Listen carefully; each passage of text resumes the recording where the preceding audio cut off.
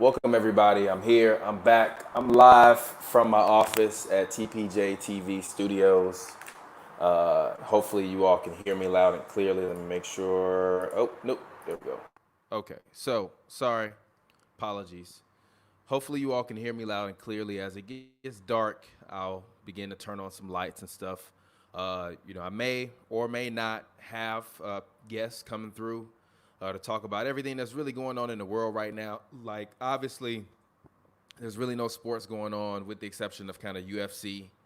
Um, the world that we currently live in is one that is really on the brink of peril, but also one that is on the brink of a lot of change. And I think that that is the positive part. That is the great part about everything that has arose from such a tragic thing, such as George Floyd being murdered. And I actually have someone here right now. Had a boy, Illinois. Illi, hey, how you doing, man? Yo, what's up, man? Yo, I'm live right now, so the people can see you. So you're live. So if you can, put on your headphones so that way it won't be an echo, if you have them. And then let me know when they on, and then I'm gonna bring you back on. Okay? Just put your headphones on, cause it'll be an echo. Oh, say that again. Put your headphones on, cause it'll be an echo. Okay, I got you. And then I'll bring you back on the show. Okay? So Yeah, just I'm give be me a right back. thumbs up when you got them on. So I'm gonna bring the boy Illinois in to talk because he is a person that I've always looked to, and ironically, me and the homies, we love to make fun of Illy, but not in a bad way, always in a positive way of just like, he's a person that we always knows black people, loves Africa, loves everything that is involved with black people and the progression of black people. And he is a person that follows a lot of activists and follows a lot of causes and things of that sort. He's a person that we've always looked to as really kind of, being one of our friends that's more so like an activist. So we call him, I call him like Illy Mon Feet because he got his Haitian revolutionary thing on at the same time. But he's always a guy that talks and that speaks with love and with compassion. And that's the thing that I love about him. He loves himself. He loves his community. He loves his people. And I love myself. I love my community and I love my people. So he's someone that I will bring on the show. But before then, I actually have a few images from the protests themselves. I attended one protest yesterday, a peaceful protest. Don't let anybody make you believe that the majority of these protests are not peaceful. The majority of these protests are peaceful. I was at a peaceful protest downtown in Los Angeles. We did not break anything. We did not loot anything. We did not do anything that should not have been done under the eyes of the law there. So as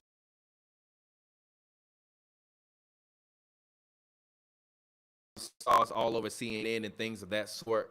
But it's something that I personally feel passionate about.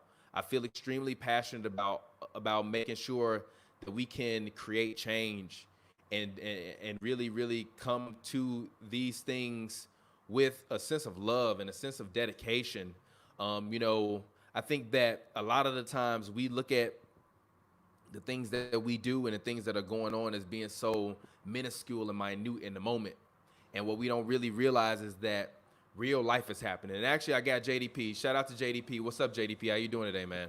What up, Welcome to man? Real Talk with TPJ. Welcome. We're live online right now. This What's is good, Real bro? Talk with TPJ. Actually, we also have Illy. Illy is here as Yo, well.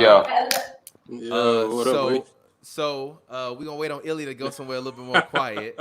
But welcome to Real Talk with TPJ. This is my homie JDP. He is an artist What up, man? extraordinaire, writer extraordinaire. You've probably heard his songs a bunch of times in your favorite TV shows, your favorite video games. He is Man. a person that I've known for over a decade now, an artist in Chicago, but also a great human being, one that moves with love and compassion. So Thank I'm you, going to give brother. him as well as the homie Illy a chance to voice their opinions on what's going on. Obviously, I've seen Illy and I've watched Illy talk on Instagram about how he feels about, kind of the protests as well as all of the looting that's been going on and the resources that are being, utilized and pillaged by the people, both anarchists and people that are pretending to be protesters, as well as people who might have been protesting themselves. So I'm gonna bring That's Illy back crazy. in. Illy, come on in, talk to the people. JDP as well.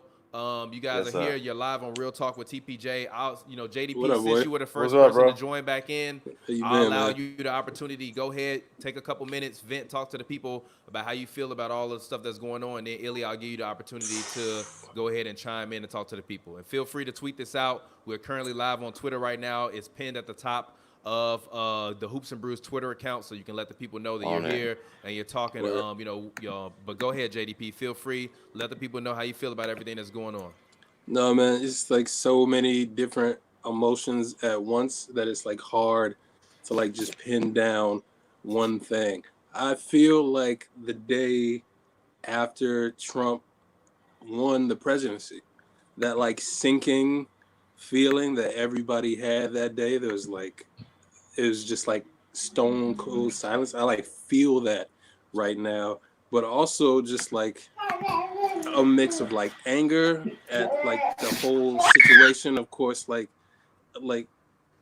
an inspiration at all the protesters and kids that are still out there right now, when like while the sun is going down, like still out there getting it, like disbelief at where they're set, but also like not surprised at all at like where we find ourselves, and that for me sucks more than being surprised right now. It's like being disappointed that you're right.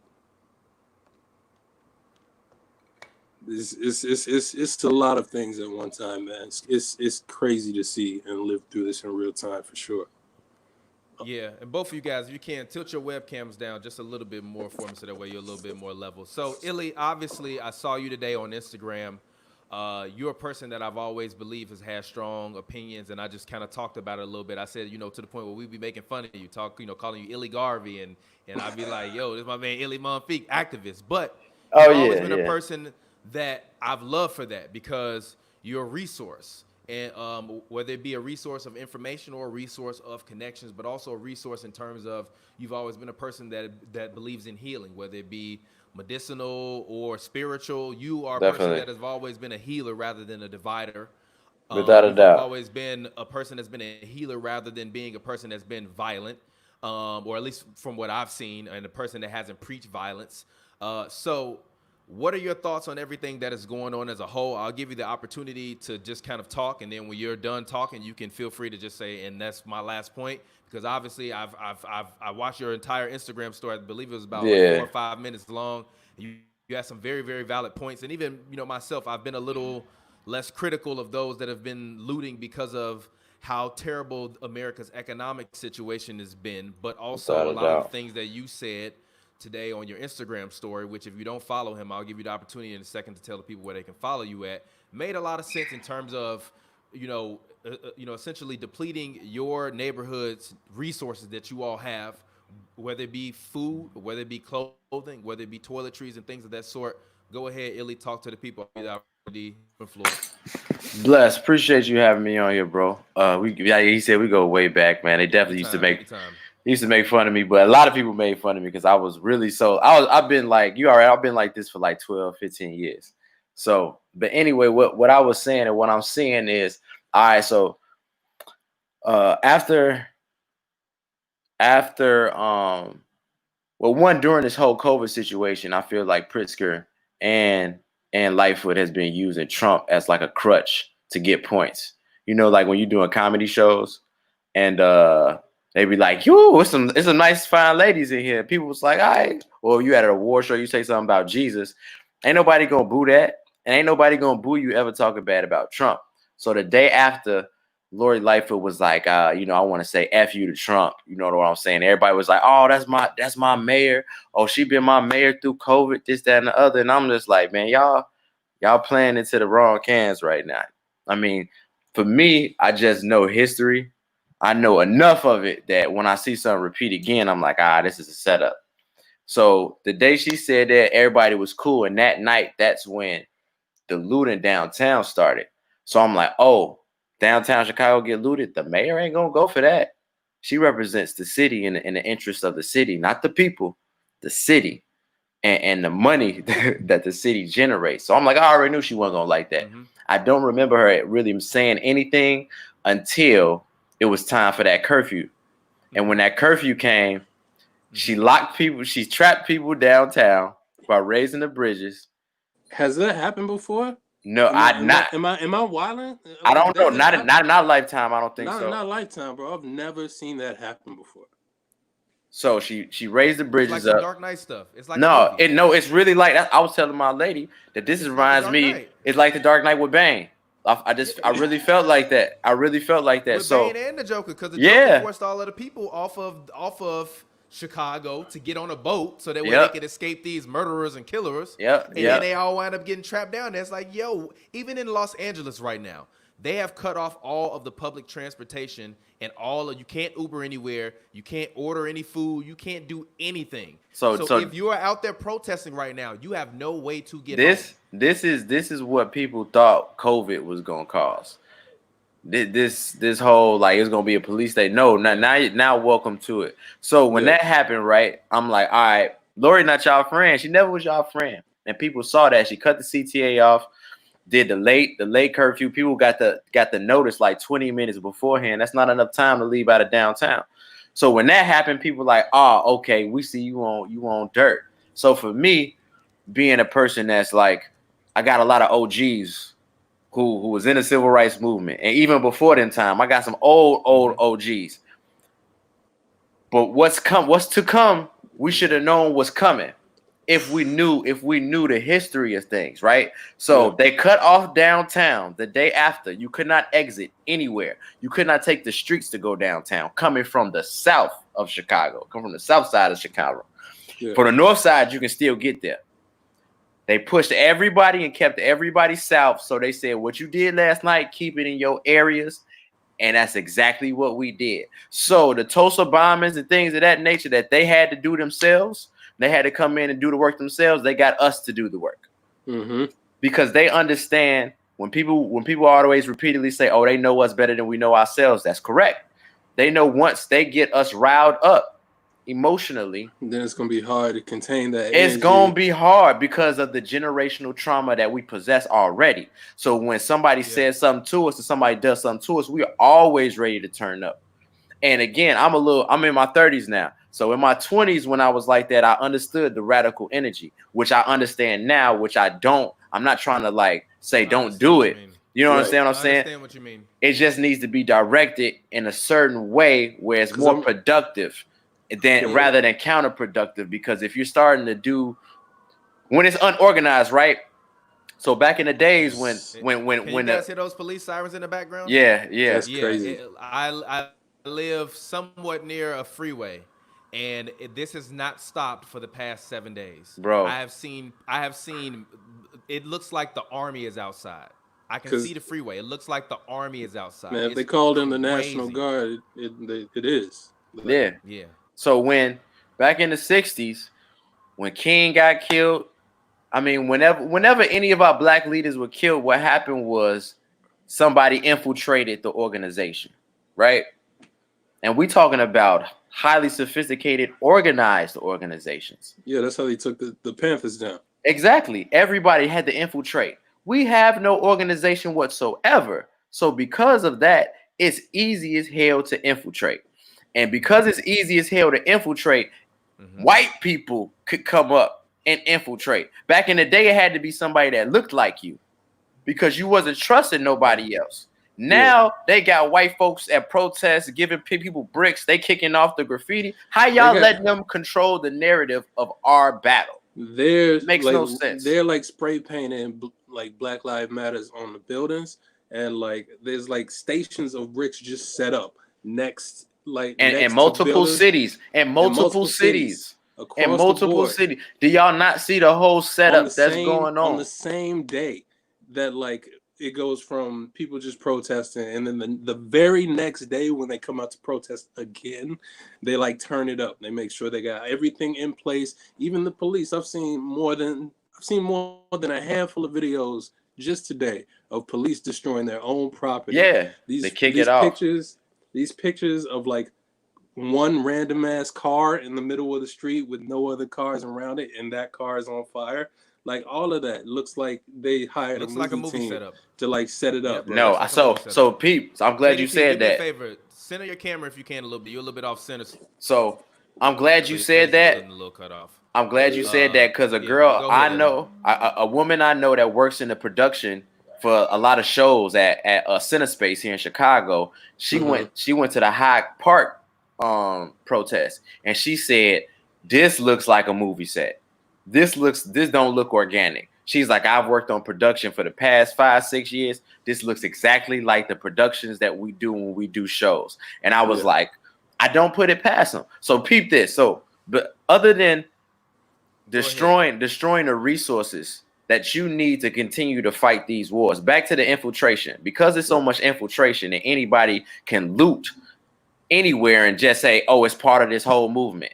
Because there's no organization, you can connect it to anything. White people could come in our neighborhoods and mess our stuff up, and it can be connected to us, to our movement. It's too easy. So because that can happen, when you start depleting your own resources in a time for war, that's super counterproductive, because now we got people scrambling, trying to figure out how we're going to feed kids, how we're going to feed elderly and babies in general. And this is dope how we coming together. But my question is, how sustainable? How long can we do this long term? How long can we do it? Not even to forget, while all this is going on, we are still in the middle of a pandemic. It's still out there. Bro. It's still out there. And like, so this is a question. This is a question for everybody. Because you, either way that I'm about to bring up, you got finessed, right? So for one, if COVID isn't as serious as they said it was, and there's not a humongous spike in cases, then what was all the propaganda about for these past 2 months, 3 months? If it is real serious and things do spike, then all these people, all these governors, all these mayors that allowed protests, because last week, remember, Lori Lightfoot had people busting up shit on the west and south side, like y'all can't gather, and then a week later, protests of thousands of people is cool all of a sudden. Doesn't make any sense whatsoever. So either she set everybody up, they set everybody up to get sick and instill martial law, or they finessed us to keep us in the crib to set it up for martial law. It's one or the other. There's no middle ground in between it. It's one or the other. It's all very interesting. I'm gonna bring Pavy in because he's been waiting. Pavy, welcome. My bro, bring Real boy Talk Pavy. TPJ. Bring the boy Pavy. What up? You know, we've all given our opinions about the situation. Obviously, you can probably hear the police sirens in the background. If you are living in a large city right now, I'm sure it's a lot of things that you don't want to be happening right now. Pavy, obviously. Man, it's going crazy. Obviously, you have your own thoughts and your own opinions. Please talk to the people. Let them know how you feel about everything that's going on. I mean, kind of pretty much the same way Illi feels. I just think that, again, like, I get the aggression 1000%. Like, I mean, what we saw and what we continue to see, you know, year after year, generation after generation is horrible. I mean, there's no explanation for it. The fact that people, you know, have that much hate in their hearts, and the fact that it goes unpunished, which is the real issue. I mean, like, you can't stop people from hating things, but you can punish them. And the fact that it usually goes unpunished is horrible. But you guys were saying, I just think that the energy was a little bit at a certain point displaced, and I think that people reacted very emotionally and didn't always think about what they were doing. And I think, like, the first 2 nights I was watching everything, and I was like, oh, okay, like, you know, I get it. You know, when they burned down the Target in, you know, Minnesota, I was rocking. You know, they burned down the police station, like, I was rocking. And as we continue to go and we, you know, see things, and I see, you know, and again, not to say, you know, white people can't, you know, help out and can't, you know, want justice for all, but it was just really weird to me. Like, I'm seeing the video in Portland, and I'm seeing, like, no black people looting. It's just like all white people. And continuously everywhere I see is all white people. And I consistently look at the looting, and I'm like, some of this stuff just looks weird. Like, I even saw this dude film the burning of the police car that was on La Brea and Beverly. And he was like, yo, it was like staged. And he was pointing out everything about it. And, you know, how, like, all these people had maxed up, like, all the way up here, so you couldn't see any of their face. It seemed like they had equipment with them. They set the cop car on fire in like 1 minute. You know, I don't think that normal people could literally set a whole cop car on fire in literally 1 minute. That seems like somebody who has some experience with doing that. You know, like I don't think us right now could go outside and light a cop car on fire in 1 minute. Like I I don't can't think, do it. man, I don't like, Wait. I can't do it. So things like that. Then also seeing, you know, where they let the protest take place and things like that. It for instance, the Hyde Park video, when it seemed like the police just like left. Well, no, when people thought they like drove the police out, I'm like, you're not. I don't personally don't think you're gonna drive the police out of anywhere they don't want to be driven out of. It seemed like they left from that area and was like, okay, we designate this area. If y'all want to mess this area up, go ahead. We gonna make sure y'all can't go into like the more well-to-do part of Hyde Park because we want that to stay how it is. But if y'all want to mess this up right here, go ahead and do y'all thing. You ever seen that season of The Wire when they did Amsterdam? Amsterdam, yeah. I haven't.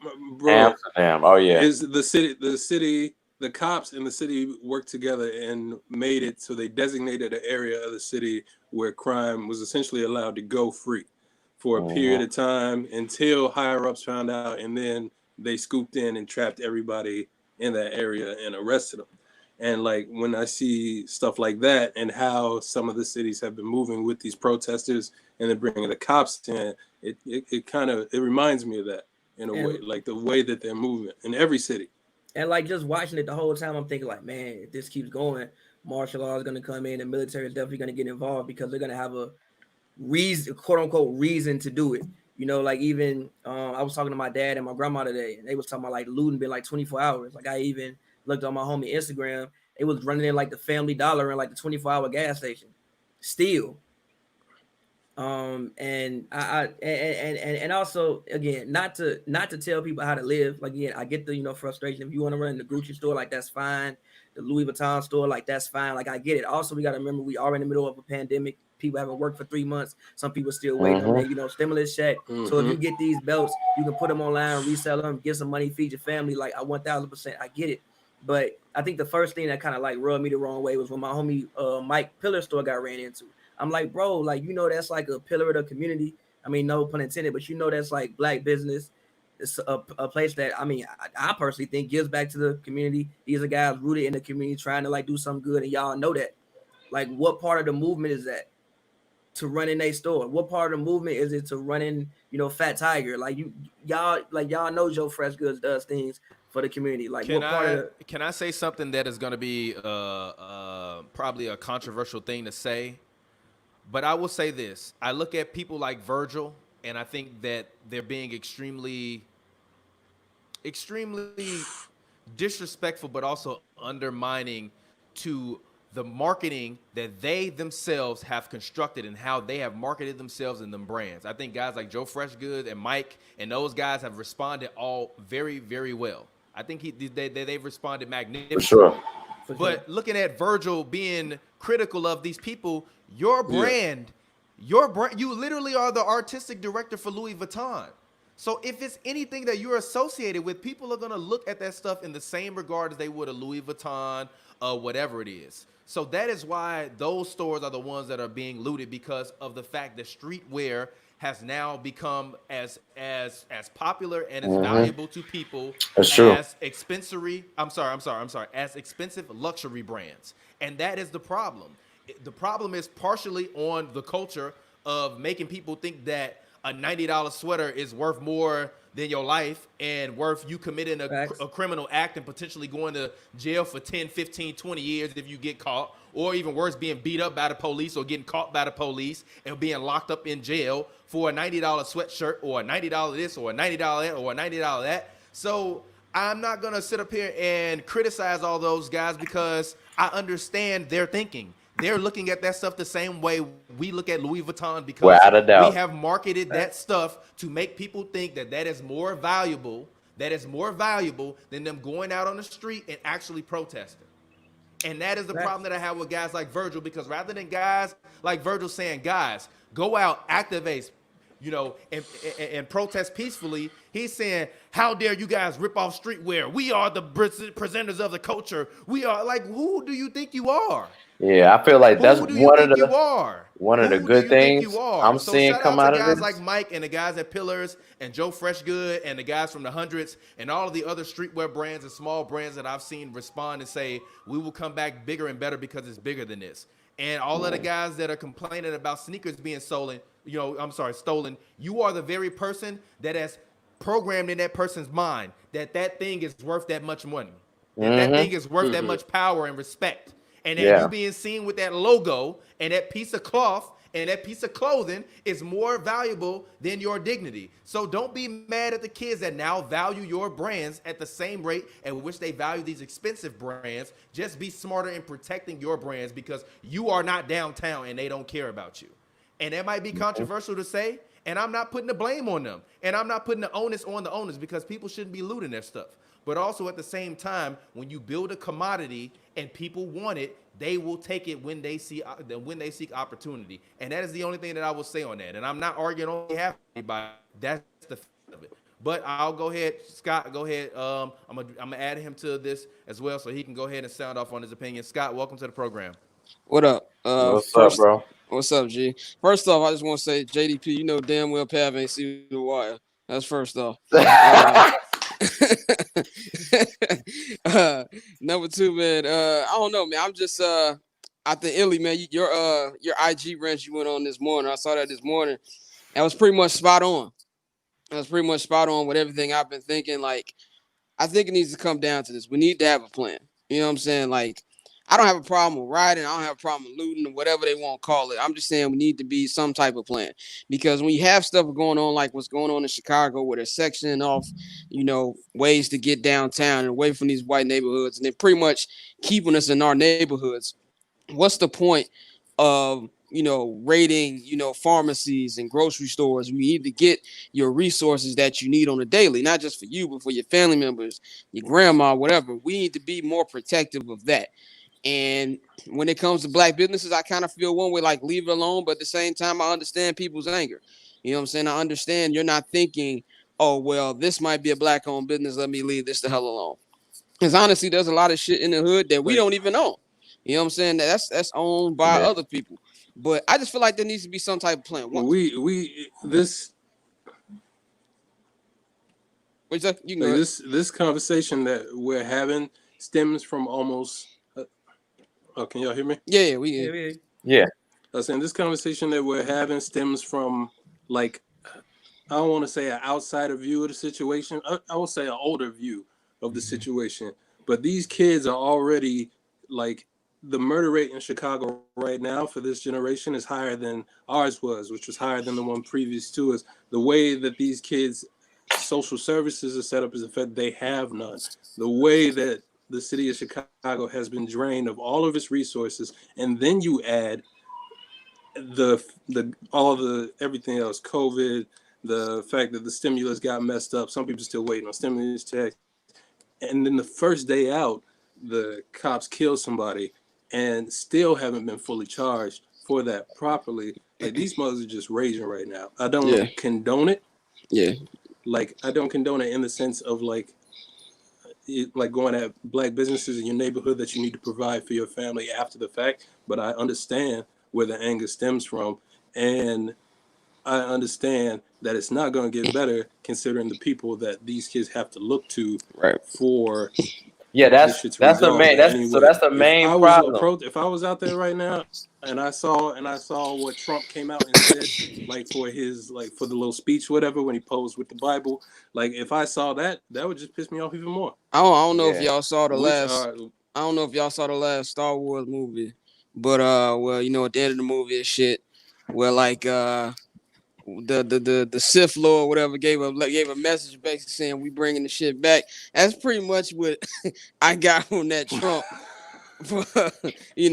call of war on the fucking American citizens, man. And then I think one thing that I want to point out is if you look at, I want to give a shout out to not just our generation, but the generation after us. They're really out there on the front lines taking care of this. And you also got to understand, if you're like 19, 20 years old, you were 11, 12 when Trayvon got killed. So you've been seeing through all this shit and you're fed up. And it's got to a point where now they're adults. This is pretty much where they're just like, I'm tired of this shit. You know what I'm saying? So it might be different from us, where, not to say that this hasn't been going on, because it's been going on through our entire lifetimes, but I feel like when it really started getting documented with, camera phones and social media, we were in college. You know what I'm saying? So we had reached a certain age. These kids grew up with it. So now they're kind of at a point where, like, we like, fuck this shit. And my biggest problem with having the looting of, pharmacies and grocery stores, eventually motherfuckers got to eat. And that's going to lead to people going to be robbing homes. Then you got full-on anarchy. More shit. You know what I'm saying? That just opens up more and more shit. Stay focused on the goals. Stay focused on what we need to do. We need to be united more than any time right now. It's just it's hard for folks to stay focused. It's like, again, when people say they know us better than we know ourselves, is 100% true. They know exactly every single button to push, and when they push it, what reaction they're gonna get. This, like I was saying earlier with the COVID, we got finessed either way. Yeah, we got finessed into a position that was gonna boil us to a point that as soon as we seen another, because think about it, maybe we don't go this crazy if we ain't went through COVID. This is true. We don't.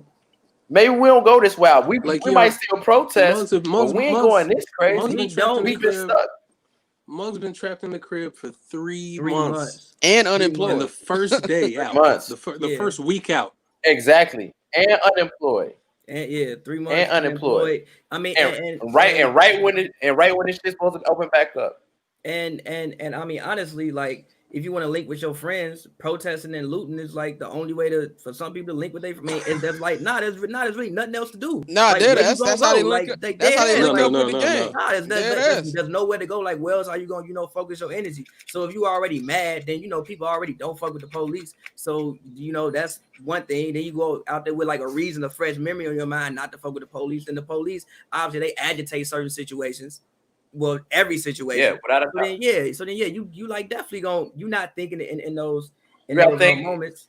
Like the bullies, like when the dude they've been bullying on try to fight back. They love it. They like, I'm gonna keep messing with you so you can try to fight back, so I can feel like I'm at least getting a fight. So I'm gonna really whoop your ass though. This is all they've been doing. They've been agitating us. And then before this, we couldn't link up with the youngins. We couldn't do that. It wasn't no more after school program. You can't gather. So because we can't gather, we can't have these conversations we could have probably been having with the shorties. And now, boom, explosion. Now we got to try to recover and track them down while they on 10. Also, they did it perfectly, bro. Yeah. Also, I think one thing that's been big is that the fact church isn't open. And I think a lot of conversations happen in church. Like, a lot of community work happens in church. True. And church hasn't been open. And I think that, I don't want to say it's strategically done, but I kind of want to say it's been strategically done. I mean, Trump said open churches back up, and then Lori was like, nah. So Lori had a hand in it. Can we talk about how Lori put the okie doke on black folks with all the memes and the videos, and she coming like, hey, I'm just like them, like our social media manager on point. I think black people in general, we need to stop putting black politicians on pedestals. At the end of the day, they still politicians. I love Obama. You know what I'm saying? I love Obama, as much as any other black person. Still politician. But stop treating him like he, the nigga Avenger. You know what I'm saying? Let's bring him down a peg. You know what I'm saying? Like, I seen somebody say, oh, I wish Obama was here. Wow, we was getting shot in the street when Obama was here. That, if anything, this is Obama's revenge. This is a sequel. This is Obama's revenge, bro. This all it is. They trying to get back. Not to laugh, but it's real. This is what was playing in Obama's head when he lost. Right. When Trump won. Right. He was at the podium and you knew he was pissed and he didn't say nothing. This is what was playing in his head or some. Well, voting has consequences. You know what I'm saying? I'm out. Like, he gotta be calm with it. This is what he had in the back of his head, G. He gotta be political with it. And one thing about Obama, but honestly, at the same time, Trump is making Obama look better. like 10, 15 years from now, we gonna look at Obama's presidency way better than we did now, just because of how bad Trump was. Like Trump is so bad that I was really sitting up here. I've been like on a 30 for 30 binge. And I watched the 30 for 30 when they talking about George Bush throwing out the first pitch after 9/11. He was so bad for like 10 seconds. I was like, you know what? I miss Bush. That's how bad it got. Now, I will say, the insurrection back in 1807, I did look it up because the way people were making it seem like was like literally the last time it happened was 1807. Yeah. That's not the last time it happened. The last time it happened was the LA riots. Then it was like 88, this hurricane. Then it was like this rioted. No, then it was the Arkansas 9. Then it was like this riot in Detroit. So 1807 is not the last time it happened, which was, if you can take any small ounce of comfort, which I mean, I don't know how much small ounce of comfort you're gonna take, but it's like it at least 300 years ago, damn, it wasn't the last time it happened. I don't know what type of comfort you can take in that, but I'm just saying that wasn't the last time it happened. Not to say that's a good thing at all. I'm just saying. No, yeah, I feel you. Just saying, but yeah, I just think the whole situation is just kind of unfortunate. I mean, and again, I be telling folks that we not ready to go to war with the United States government, bro.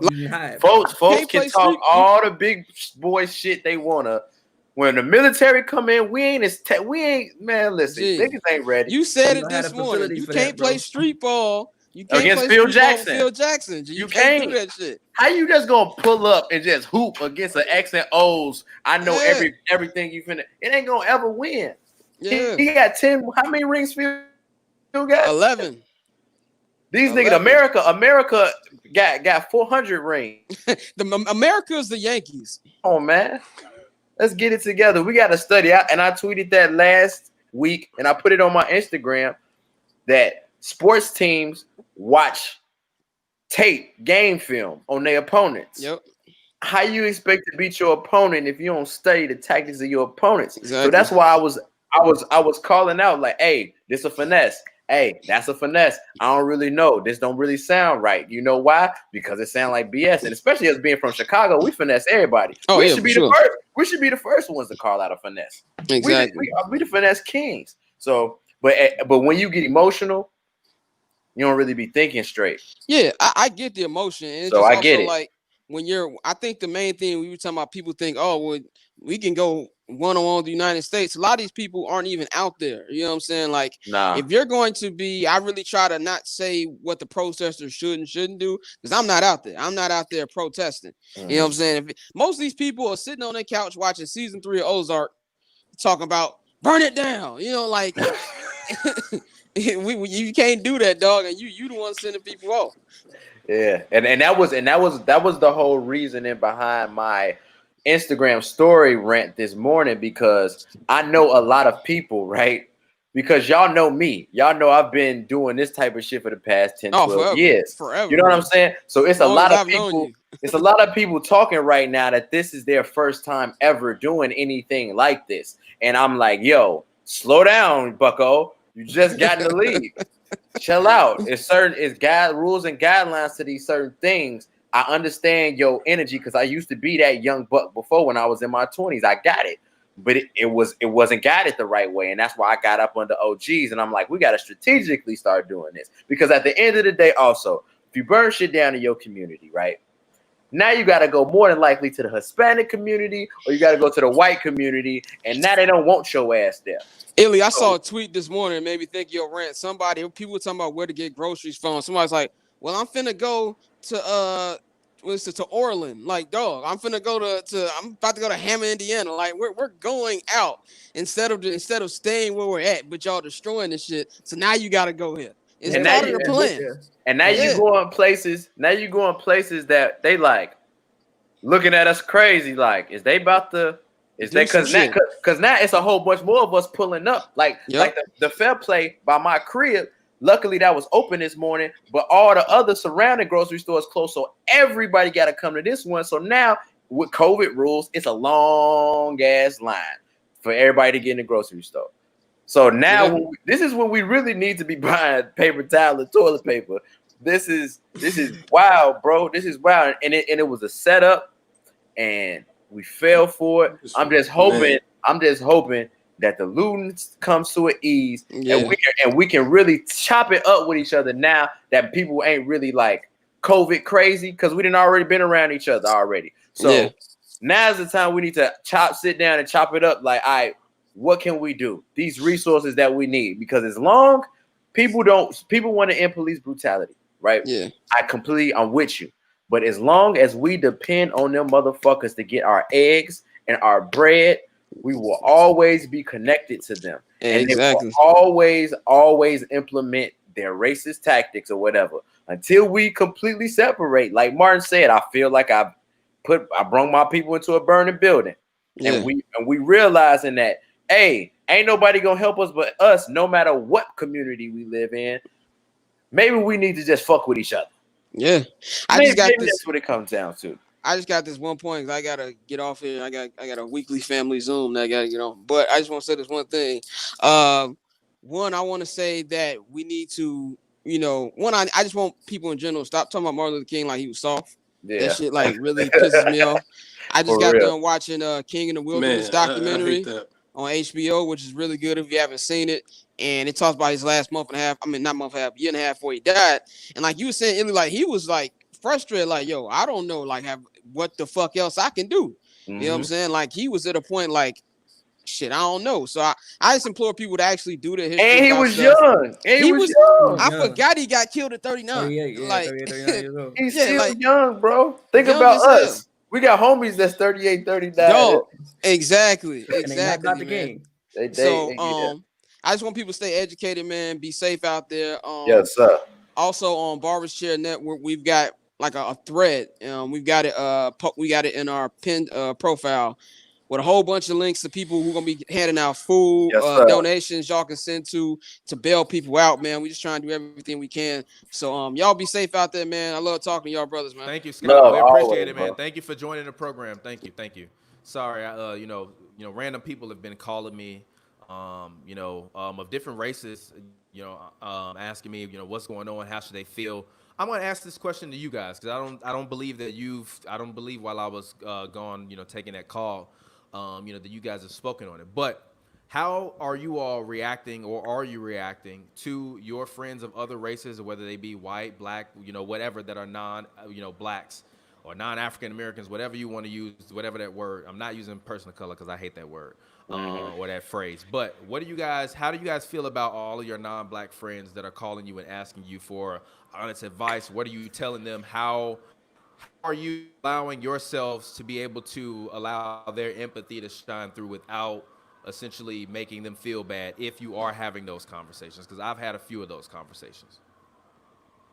I haven't really had any of those conversations. I mean, my homie texted me like, yo, how you been? And he was just like, yo, and I was like, yeah, I've been good, bro. He's like, man, I know it's crazy outside. Something unfortunate happened. I'm like, yeah, like I appreciate you, bro, for just checking in.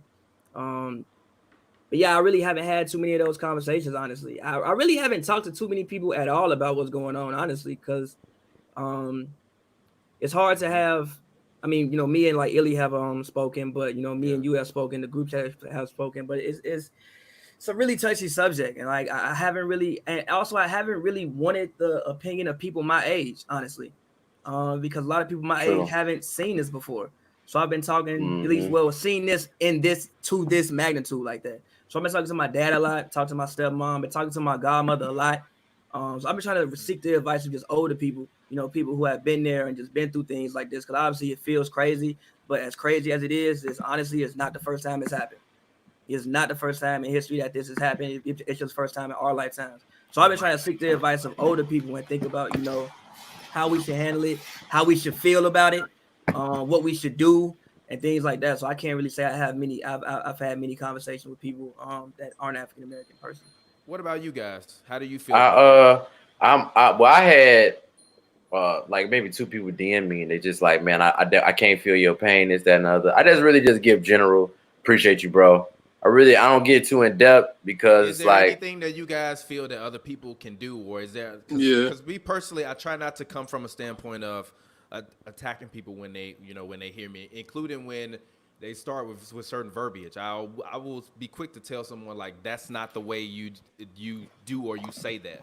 Like if you're trying to because I think a lot of the problem is that there are a lot of people that are not black that don't know how to contextualize their feelings without being offensive or without basically accusing black people of being complainers. And I think more times than not, listening and empathy is much more about listening and understanding than it is so much about direction and trying to be someone's solace, if that makes sense. No, I I get it. personally feel that when people are sad, you can genuinely get a real understanding and tone and understand that they're sad. Versus a lot of times, more times than not, when you talk to a lot of people other races, including white people that I know, or people that are not white that are other races, whether they be Asian or Hispanic, it gets like a very kind of ignorant kind of term or kind of a feeling towards it. And my thinking has always been this: it's like at the end of the day, if one person's civil liberties can be ignored, disrespected, neglected, or flat out just disregarded, what do you think can happen to your civil liberties? Mm-hmm. So much more than it being like, yo, y'all fucking up, y'all white people doing this, y'all white people doing that. It's like, bro, if you pouring white and I know you, what do you want? What do you want? And usually they'll be like, well, I know poor white people. All right, well, what do they want? They want money. Okay. They want education. Okay. They want a good, school system and a good public roads, good health care, good lifelong insurance, retirement. And I say, we want the same things. So when we're having these conversations and you say, well, everybody wants these things, it's like, yeah, but you want those things. And when you say you want those things, I don't say, well, everybody wants these things. I say, we all want these things. So unless everybody is working towards us getting these things, then how can any of us all look around and honestly be like, yo, everybody's good? Yeah, I feel you. Live near a bunch of homeless people. I see them shoot up heroin and shit all the time. And it is one of the most ridiculous things that I've seen in my life. But when you see that group, they're all together. They're never apart. They're never, when you're dealing with dope fiends and people that are living under bridges, They stay together. They don't really have a political system. They are about survival. And they are looking at each other and saying, you want to survive. Now, whether you want to survive and just get high off drugs all day long, that's what they want to do. But that's what they do. But they look at each other and they survive. And they look at each other about each other's survival. And it's much bigger than just one individual's plight. It's about every man's plight. So when all these people come with like all lives matters, or I'm talking to all these white people, they're like, well, my family they're upset because they feel like nothing is going right. And like all this stuff happens all the time. Well, it happens because your family members continue to not want to have the conversation about the privilege that you walk around with. And it's bigger than literally waking up with white skin. I got friends that are Hispanic that are light skinned, or that are half Jewish and half Mexican, that are like, bro, everybody look at me like I'm white. But they don't know my mom is Mexican from El Salvador and my dad is from this place, or this person's from Guatemala and so it's like, yeah, bro. Yeah, it can happen to your family get members. It's egregious within itself to see. But what we also have to understand is that if it can happen to one person, it can happen to anybody. It can happen to and us it's so all. many that we don't hear about. And that's the crazy. It's so tons of, and and now it's just at a time where we have social media. Before social media was even active, it was probably going crazy because nobody got held accountable. So it was probably, they was probably going wild, running up the score on us, bro. Man. Now they can't do it as much because they get videotaped and stuff like that, but they still running up the score with tapes on them. So that's how many young women and young children and people have been missing across this nation for every year forever? We don't know what is going on because predatory practices have been allowed to permeate throughout that entire organization and the ideology of the organization. And that's also my biggest problem. And that's the biggest thing that I always, and the only reason why I'm having this conversation is because I've literally told people that are of other races when they're like, well, what can I do to help? I'm like, just turn on this conversation. And even you don't have to comment at all. Just listen to black people Yeah, have an you open and don't. honest dialogue about what is going on. You And don't you don't need have to to say take our advice. I definitely None got, of us are right or wrong. I definitely got messages. We all have I opinions. definitely got texts. Yeah, go ahead, Like, I definitely JDP. got texts from a ton of white friends asking me. I definitely got a ton of texts from a ton of white friends asking me what they could do, how are they, like, or just checking in on me, asking if I was okay, which, you know what I'm saying, I was appreciated. But there's a ton of them younger than me who this is their different generation. They're like, yo, what can I do to help? And I'm like, yo, you can join a protest if that's your bag. You can donate if that's your bag. You can spread the word if that's your bag. But the main thing you need to do is have a conversation with your friends that aren't asking this question, and like ask them why they're not having this conversation. Have that conversation with them, because like it or not, we need as many races on board to move this whole thing. Like, we can't do it alone. That's why the protests became so inclusive. Unfortunately, there's a lot of other parties at play. There's like the legit people that are like, I hate that term Antifa because that's some bullshit. But there's legit people that are like on some anarchy shit. If that's your bag, but there's also white supremacists in the mix. Oh yeah. But the reason If that's that your bag, it was no, easier for them no. to If get that's in your bag, because that's there not is a this It's recognition. not helping. No. Like, if that's your bag, it's not like all You're of, not like, helping us. If that's your like, bag, if anarchy is your bag, you're not like, helping. the reason that was able, hey man, there's like some real people that believe that. But the reason that they were able to infiltrate so easily is because we do need multiple faces Yeah, but my real involved question in to them this is, fight. can I ask? So Can I just say any one of my thing real white quick, friends JDP? any of my white friends that have reached out to me, man. Can I just say one thing to those people Go ahead. What you gonna that say? believe in all this anarchy and stuff? My only question to you is, once it's all gone, what you gonna do? Literally, once it's all gone, and America look like one of the Middle Eastern countries that we look at and be like, damn, they bombed the hell out that place. So man, that place looked like something I out don't of a care, movie. man. Then like if this is your goal, what comes after this? What comes after it? That's my only question to all of these people out there that are pro anarchy. I'm not pro anarchy. I'm pro protesting and making sure that we'll hear. So when it come time for you to actually do what you need to do. And I also told my other friend who wasn't black. I was like, bro, stop looking at the main election and sitting up here and telling me that just because Joe Biden or Donald Trump is in the White House or whatever, that you did your job as an American. Shit gonna get better. Exactly. Look at your local city election. When you get that ballot or that booklet that they send out, where it literally will give you a summary of their actual opinion. And when you see laws, it shows you what the entire law or bill is about. And you can go and you can read the full thing. Go and read that shit.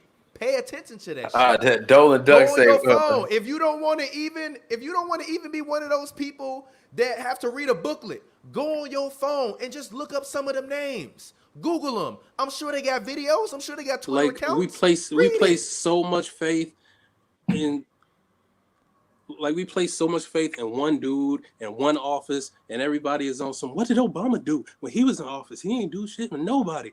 And I'm like, yeah, but he's one dude in one position. There's still congressional races nobody went to go vote for.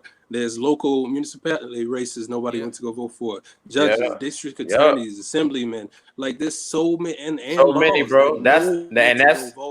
And while we were so happy to just have Obama up there, they came in and filled all those positions with their people.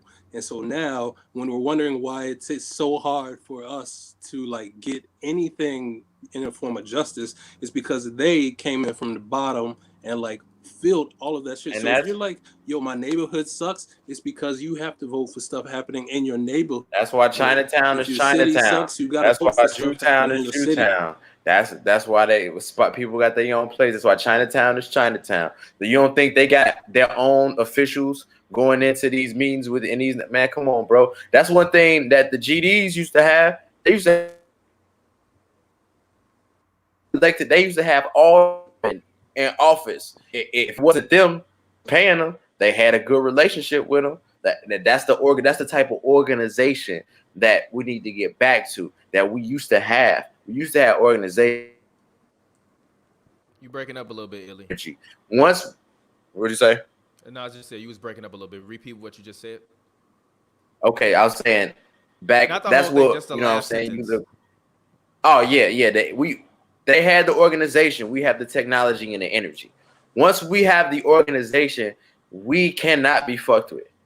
None whatsoever. From the hackers all the way to farmers, on each end. Once we have that, it's like, what can you fuck with us with? We're gonna have our own. We organize our own militia. Whatever the gangs we pull them together, which we should have been doing, which people have been advocating for, which I wish we would have had at this point. But when we pull that together, who gonna fuck with us? Everybody's gonna stay out of our pocket. And it's like, cool, you don't gotta come to our pocket. We ain't gotta come to your pocket. Let's just have it like that. And that's what I'm hoping comes out of this, because it's been a long time. We really can't coincide with each other. I got a lot of white homies. I got a lot of white fans. It's understandable. But when it comes to living amongst each other, we have completely different cultures. And we need to understand and respect that and just separate. That's it. It ain't got to be a complete separation. It's just like, I just don't come to the south side. We won't come up north. We got all the resources we need. So let's just stay that way. We'll stay this way. And that's cool. As someone who likes going to all sides of the city, that's not what I want. Listen, that's what I ultimately feel will help us out. Because like when why we don't just go back to Africa then? But now, so I was finna get to that. Go ahead. You just froze. You got the Nelly connection right now, Illy. You look like me. It froze. Sounds bad. We didn't hear anything you just said. You just froze. I was saying, if you're gonna fuck me over and you're gonna finesse me, I just much rather you look like me. That's all. Yeah. Because it's always gonna be corruption. It's always gonna be finesse people. It's gonna be con artists. I just much rather you look like me, because it doesn't come with an extra bag of racism. It doesn't come with an extra bag of, I don't like you because you this skin color or you come from this. We look the same. We might have our differences, but it ain't the same when it's different race as far as the hue, the color of our skin, and it's embedded like that. People had their problems in Africa, bro. But I tell you this, Lagos is, you either rich as hell or you poor as fuck. But one thing, them motherfuckers work, they be sticking together. They get finessed just like every other people get finessed as far as their political system goes and their government, but they rock with each other, bro. They rock with each other. That's why when you go up north, the Nigerians got their small community. The Ethiopians got their small community. The Somalians got their small community. They fuck with each other. It's just that we don't fuck with each other like they fuck with each other. And when we fuck with each other like they fuck with you, they don't got to go nowhere else. All they shit is within arm's reach. It's all in the 5-6 block radius. It's all that shit. You kind of froze for a minute, Illy. It's better that I fuck with my people. But never mind. I mean, Go ahead, Pavy, talk. I feel you. I don't know about completely separating, but it's because he's like going to Boosties too much. But I will say this. I think that one of the main issues is the fact that we have been like I said before, we have been extremely economically disenfranchised. Really, we've only been, I think, prospering in this country, I want to say, really for like 80 years. I mean, you got to think, you have slavery, the generation after you get off the plantation, but you have no skills. So what do? Then, you get, then after that, basically by the time you get some skills, the Great Depression happens. Everybody's poor. So I really feel like we've only been literally prospering in this country for maybe 100 years, maybe like 80 years. So we've been extremely economically disenfranchised, and our communities have been taken from so much. And also, even when you look at like what they did to the schools, like you can't learn a trade in school no more. Back in the day, you used to be able to graduate with a trade. You can't learn a trade anymore. Our schools aren't the same. Also, we aren't in control of most of our schools to even make our schools the same. I also think that in schools, we should probably be taught something different, because we have, as a people, we have different needs. Our libraries aren't the same. Our grocery stores aren't the same, which is also the bad part about, people destroying them. Like I know, for instance, right, I used to live on like 91st and Halsted. There was a Walgreens on 95th and Halsted. They took it away. The only Walgreens is on like 95th and Ashland. But if you can't get to, but if you take that away, where you get your medicine, where you getting certain essentials. But at the same time, like I said, our things aren't the same. So I feel you on the fact that our communities just need to be, we need to, if possible, at some point in time, and this is a great start for it, take ownership of our own communities and build the things that we need in our own communities and build them, be proud of them, and also protect them. You So know, let me like respond. Let me respond to this dude, my brother Oliver. I Yes, go completely ahead, Illi. understand. Go ahead.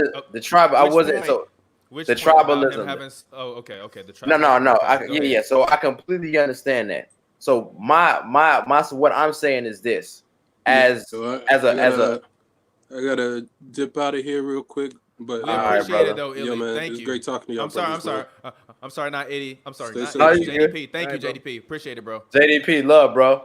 All right. So Yeah, so back to responding to his comment, right? I completely understand that slavery still going on in America too.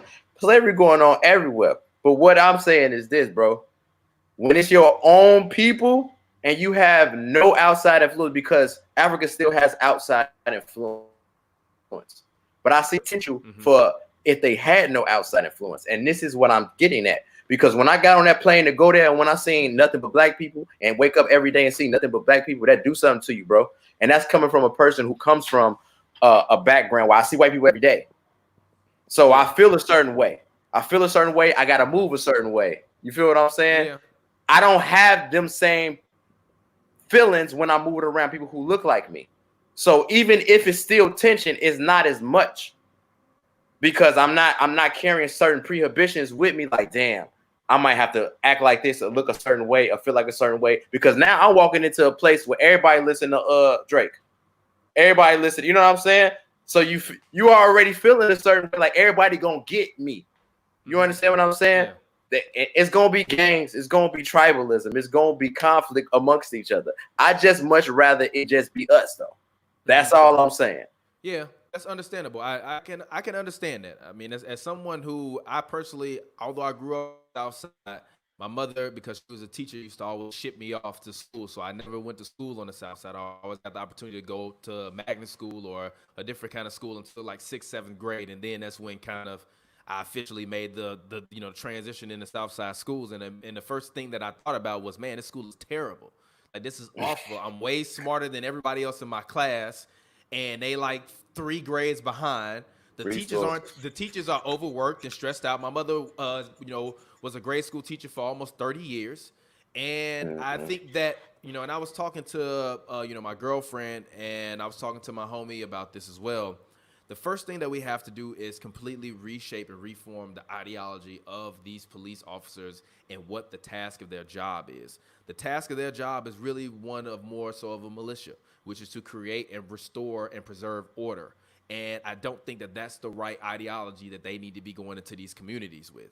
I think that the ideology that they need to be going into these communities with is how can I be an asset to this community? But the largest part about that, the fact that the communities, all of this stuff is funded by the amount of tax dollars that is being given. So you make money when you arrest people and you put people in the private prison system, whether it be from the onset of bail and the money that is generated from making bail, all the way up until actual commissary and being locked up in prison for however, be it or however long time it is. So when I'm looking at all of that, to look at solutions in terms of reforming the ideology of what it means as a whole to be a police officer.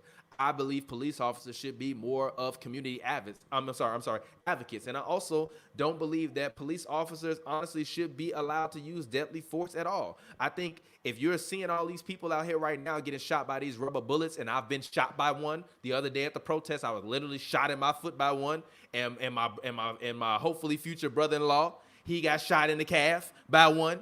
So we both got hit by rubber bullets. Them fucking things hurt. They hurt like fuck. And I was 100 yards away because somebody that was Hispanic threw a firecracker, and then the cops literally unloaded into the entire crowd. And it wasn't just 5 or 6 bullets. It was hundreds of them flying at hundreds of protesters who were actually out there protesting peacefully. And we were doing that on the corner. But obviously you get an agitator like somebody throwing a firecracker. But even with that being said, the firecrackers that are being thrown are the little ones you get at the dollar store that you throw in the hood that make the little pop, pop, pop, pop, pop, pop noise. Cool. That ain't no gunshot, fam. Cause them damn guns, them rubber bullet guns sound like real guns. Except for they sound like real guns coming through compressed air. So Yeah, it I was really gonna more say that so, compressed so that it air. really, yeah. So it really more so sound like if your goddamn dryer was exploding. And it just got pent up and built up with air. So it's almost like a pop, but also at the same time, almost Yeah. like going through a tube, or when you see money go through the tubes at the bank. Yeah. That They noise. hurt like hell. My foot was literally numb for like 3 hours. So I couldn't imagine getting hit in the face with one of them or Yo, getting hit in the Nathan. body with 7, 8, 9, or 10 of them. We need to take away the need for deadly force. And honestly, if it's some deadly force needed, call SWAT. Yeah, man, they just be waiting for a reason. They can't wait. Because it's They too will much. action. It's too much built off of money and generating money in order to sustain getting more police and putting more people in jail, so that way these private prison owners can make more money. It's time to reform and shape the entire ideology of what it means to be a police officer. Take all of these lethal weapons out of their hands.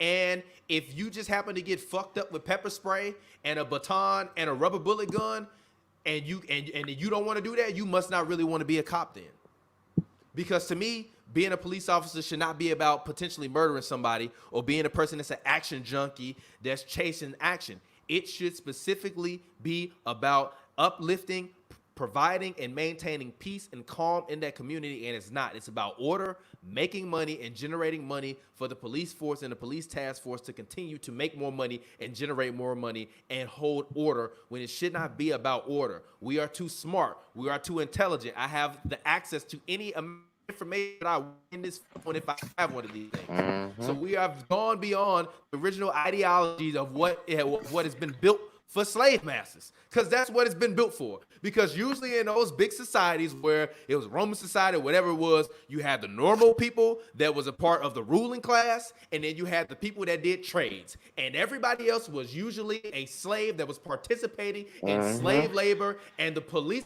and cops were there to maintain and preserve order with the slaves. Those cops weren't serving the people that was living in the palace or the thousands of people that was behind the wall. They was only out there with the slaves. Inside of the house, you had the knights and the guards and the people with the veils and the cloaks and shit guarding them. They glorified military. The police officers started out as being the people that were keeping the slaves in order. So we have to reform and reshape the entire thinking behind all of it and stop just thinking that it's about one cop. It's about the ideology of what it all is. And if you take away the inherent element for a police officer to want to be physically violent or even mortally violent by having the ability to inflict mortality on people, which you still can do with them rubber bullet guns. But honestly, got to be a hell of a lot harder for you to explain shooting somebody at point blank range with a rubber bullet gun than it does with a real gun. Indeed. It And I gotta sign out. I gotta sign out of here, Illi. bro. Thank you. We appreciate it. Y'all stay safe. You too, bro. Please, Likewise, brothers. Hey man, if y'all need to step away, don't feel afraid to step away from this whole everything that's going on. Don't be afraid to laugh. Oh, this goes to everybody. Don't be afraid to laugh. Have a good time. Don't feel like you having a good time. You shouldn't be right now because of the stuff that's going on. Your peace, your personal peace, that is the most important thing in your life right now. You don't have to be outside on the front lines. You need to protect your peace, protect your family. Thank you, Illi. We appreciate that. Y'all stay safe. And Oliver, I got love for you, bro. It's all good, bro. I understand what y'all. All right, thanks. All right, so Nelson, I guess you'll be the last guest for today. Obviously, you're not black, but you live in New York. You were talking to me on the last episode in which we had about kind of the police brutality that was going on, the situation with Eric Gardner. Obviously, you just saw the order for Trump. Obviously, you can see that there are not just black protesters out there, that there are people of all races, shapes, size, and colors that are now essentially under some form of martial law, according to the president. We'll let the governors actually decide. What are your thoughts on everything that's going on? And how have your thoughts and opinions changed since we last talked a couple days ago? And I'm sorry that this says that it's the 30th. Go ahead. I mean, I'm not surprised with Trump. The guy literally. You sound muted. You might have the microphone headphone behind your ear, or you sound muffled a little bit. You hear me? Am I good now? I can hear you, but you sound a little muffled. But go ahead. I mean, maybe better now. Yeah, go ahead. I'm not surprised with how Trump reacted. I mean, literally, you're the face of America, and while this is going on, you hide in a bunker and tweet, and then come out your bunker to say, "Oh yeah, we're gonna do martial law," and then you throw tear gas at protesters to go take a picture in the church. Like, I don't. It's weird because it's appalling, but it's not shocking at the same time.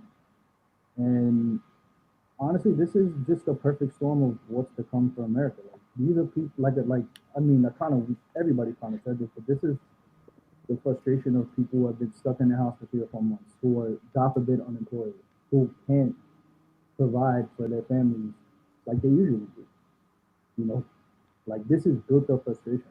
And then just to top it all off, you have a month ago, you have this guy telling people, oh, they're fine, good people, because they come up with AR-15s because they can't get a haircut and a tattoo. Like, I've been dying to get a haircut and a tattoo. Like, you guys can't sit there and do that. But meanwhile, when there's a serious issue where a black person has been killed with unnecessary excessive force, and it's something that's been going on for years, like, now it's a problem. And it's just upsetting as hell. Like, there's no other way to put it, you know. And it's hilarious how, like, the amount of delirium that some of these high elected officials have, like, even with de Blasio, even with Rudy Giuliani, like, yes, can you please talk on that? Can you talk about de Blasio? Rudy Giuliani basically said that you know, George Floyd wouldn't have been murdered underneath his police task force. What are your thoughts on? I mean, obviously you're a New Yorker, so as a New Yorker, what are your thoughts on things that have been going on and happening in New York and de Blasio? Also, I believe I saw that the police had de Blasio's daughter in custody or something like that, and tweeted out basically what was a veiled threat all but to de Blasio. What are your thoughts as a New Yorker on all this stuff that's going on? All right, so do you want me to start with Giuliani or de Blasio? It's up to you, to be honest, because you know what's going on there. So I mean, obviously, yeah, you can. I'm sure you can provide the proper context. No doubt. So with Giuliani, he said that the first 2 names that popped up in my head were, and I don't know if y'all heard of this. If you haven't, like, I could discuss everything because, like, I kind of knew about it and I did research on it a little bit more. Abner Louima and Amadou Diallo. So Abner Louima happened in 1997. If you want to get into that, basically, this was in East Flatbush with Abner Louima. Mm-hmm. They were at a club. Something happened with him and some girl. The cops arrest him. But nothing really happened. Like, he was trying to be peaceful, but the cops still decided to arrest him.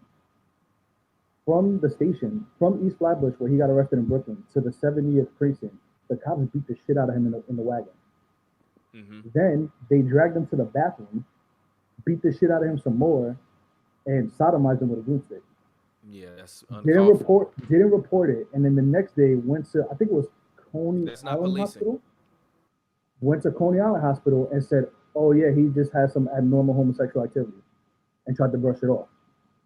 So there's 4 officers. Yeah, come on.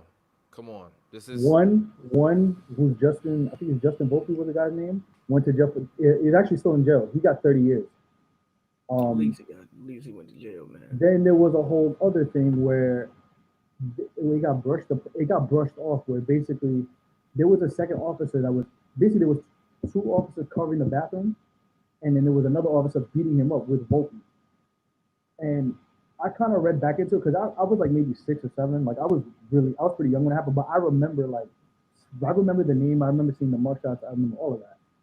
And there's been a whole thing like, who was the second guy? And what ended up happening was, one person, they were gonna give him 15 years.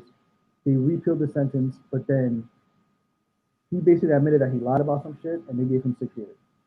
The people who everybody believed is the second person, which was never mentioned in court, which was referenced in a 60 Minutes interview, and they never talked about in court, which you could see is obviously to cover ass. That person, I don't think ever got jail time. Then with Amadou Diallo, the cops pulled up on this guy. He pulled out his wallet, and they let off 41 shots. Thought it was a guy. Yeah, that's uncalled. And they got away with it. Then There's even Anthony Baez. I think that was in the Bronx in '94. I think they're playing football on the block. It's like I think it was Christmas time. I read up on this because I was like 3.5, so I just read up on it. And they were playing football. The football hit the cop car, so they take the football. They go to the other side of the block. The cop gets all crazy, like, "Oh, you hit the car with a football," and they're like, "Yo, we're sorry, whatever." Cop gets crazy, arrests his brother for disorderly conduct. So they try to arrest Anthony Baez, but he's trying to like cover with his chest, like his hands on the chest, so they don't arrest him. Because he's like, "Why are you arresting me for? Like the football just hit the car. Like, what's the problem? Like, we're sorry. Like, we didn't mean to hit the car." And they put an illegal chokehold on him, and I think he had asthma or something like that. He actually had like a pre-existing condition, and the cop basically got off with it.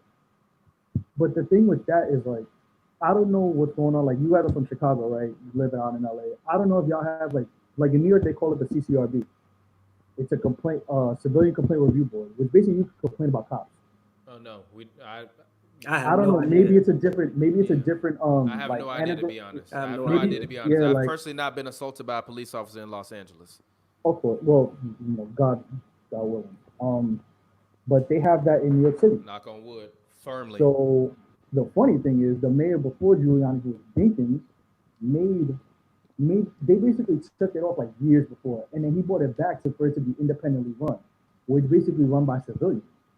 So when you call, it's not like a New York City cop answering. It's like it's people who independently work for this organization who then relay it to the cops so that they could do an internal affairs investigation and investigate if these cops are actually, are they using excessive force? Are they berating, people and they're not doing their job basically. But the thing is, like, I don't know if they have that in Minneapolis, but every time there's always something with police brutality and we find out who killed the cop or who was associated with it, it's always a cop who has multiple complaints. Nothing ever gets done to it. They just take your badge, they take your gun, tell you, okay, go sit in the desk for 3 weeks. Then it's like, all right, cool, here's your gun, go back out and do what you gotta do. Yeah, that kind of stuff has got to change. And I saw somebody comment earlier on Twitter about a 3-strike thing with cops with excessive force. I personally think it should be one strike and you out. I think that it should go before an independent board, and then the same way we have judges and juries. There should be an individual arbitrator and an individual smaller group of jurors that determine if that officer is, based upon what they're hearing, is fit to come back to duty. And I think that's the only way that we'll be able to move forward, is to have independent arbitrators and to not allow 3 strikes, because it only takes one opportunity for George Floyd to be murdered, or for Eric Gardner to be murdered, or for Philando Castile to be murdered, or for Breonna Taylor to be murdered. It only takes one instance for that to happen. So I believe that it's personally time to get past giving people we don't give plane pilots opportunities after they didn't had a bunch of crashes. I've never heard about a pilot crashing a bunch of planes and then being allowed to then fly around the world. And if that's happening, then that shit is egregious, and we need to protest about that as well. Exactly. But I don't hear about that because it doesn't happen, because it defies logic for you to be in charge of so many people's lives and for you to be irresponsible or reckless. So it's beyond that now. And I think that, we have to stop looking at police and all of this stuff as being the people that are going to protect society. Literally, the police should not be the protectors of society. They should not. There should be a test in regards They to should mental health. not. They should be there to help the community. And in times of violent acts, be helped to occasionally solve crimes.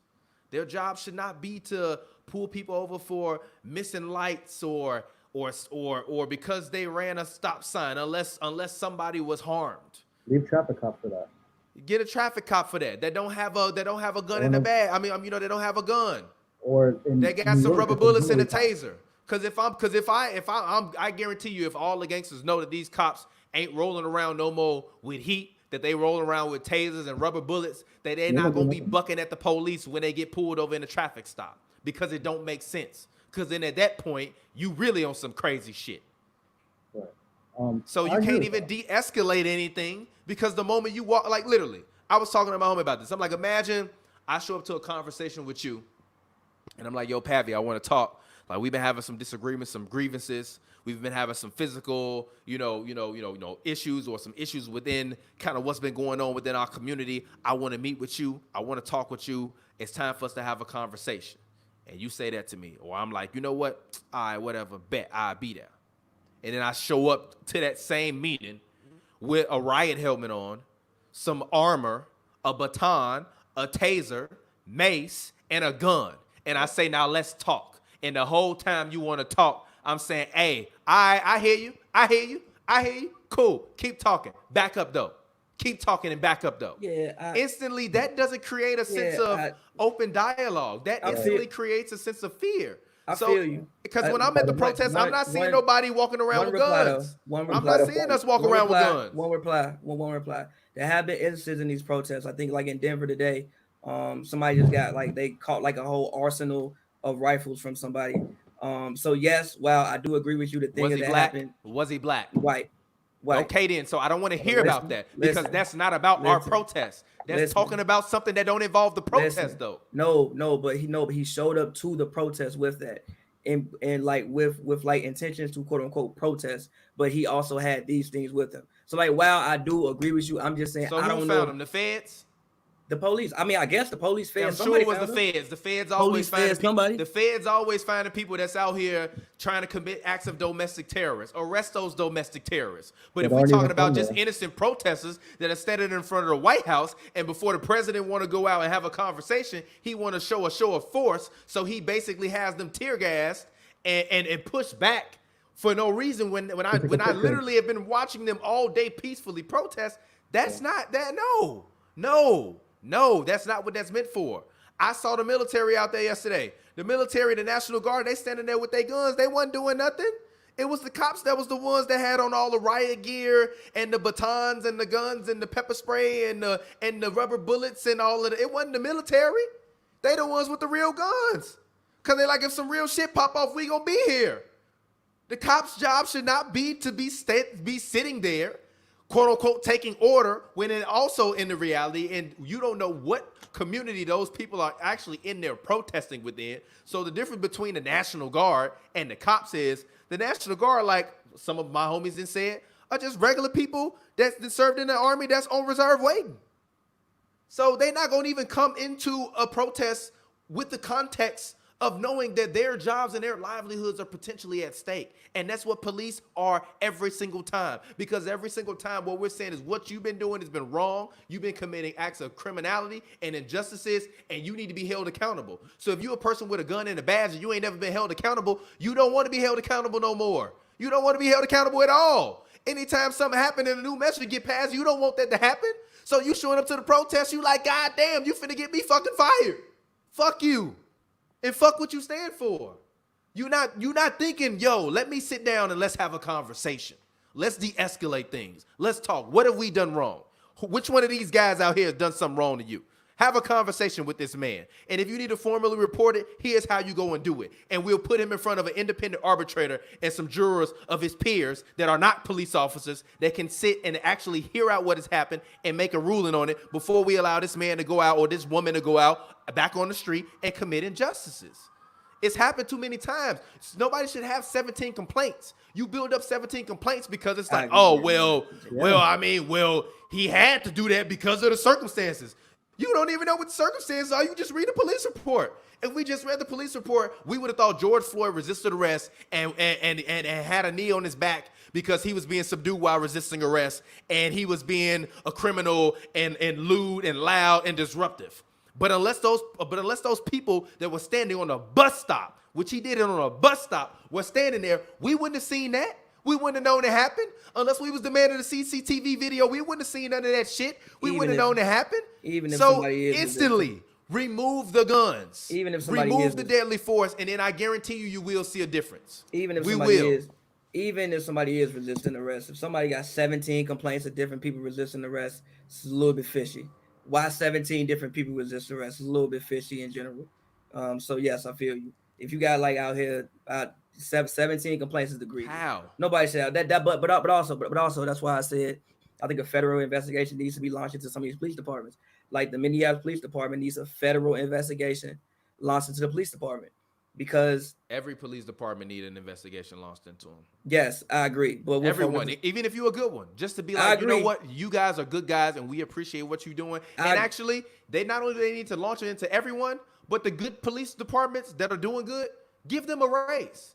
Incentivize them wanting to do good police work.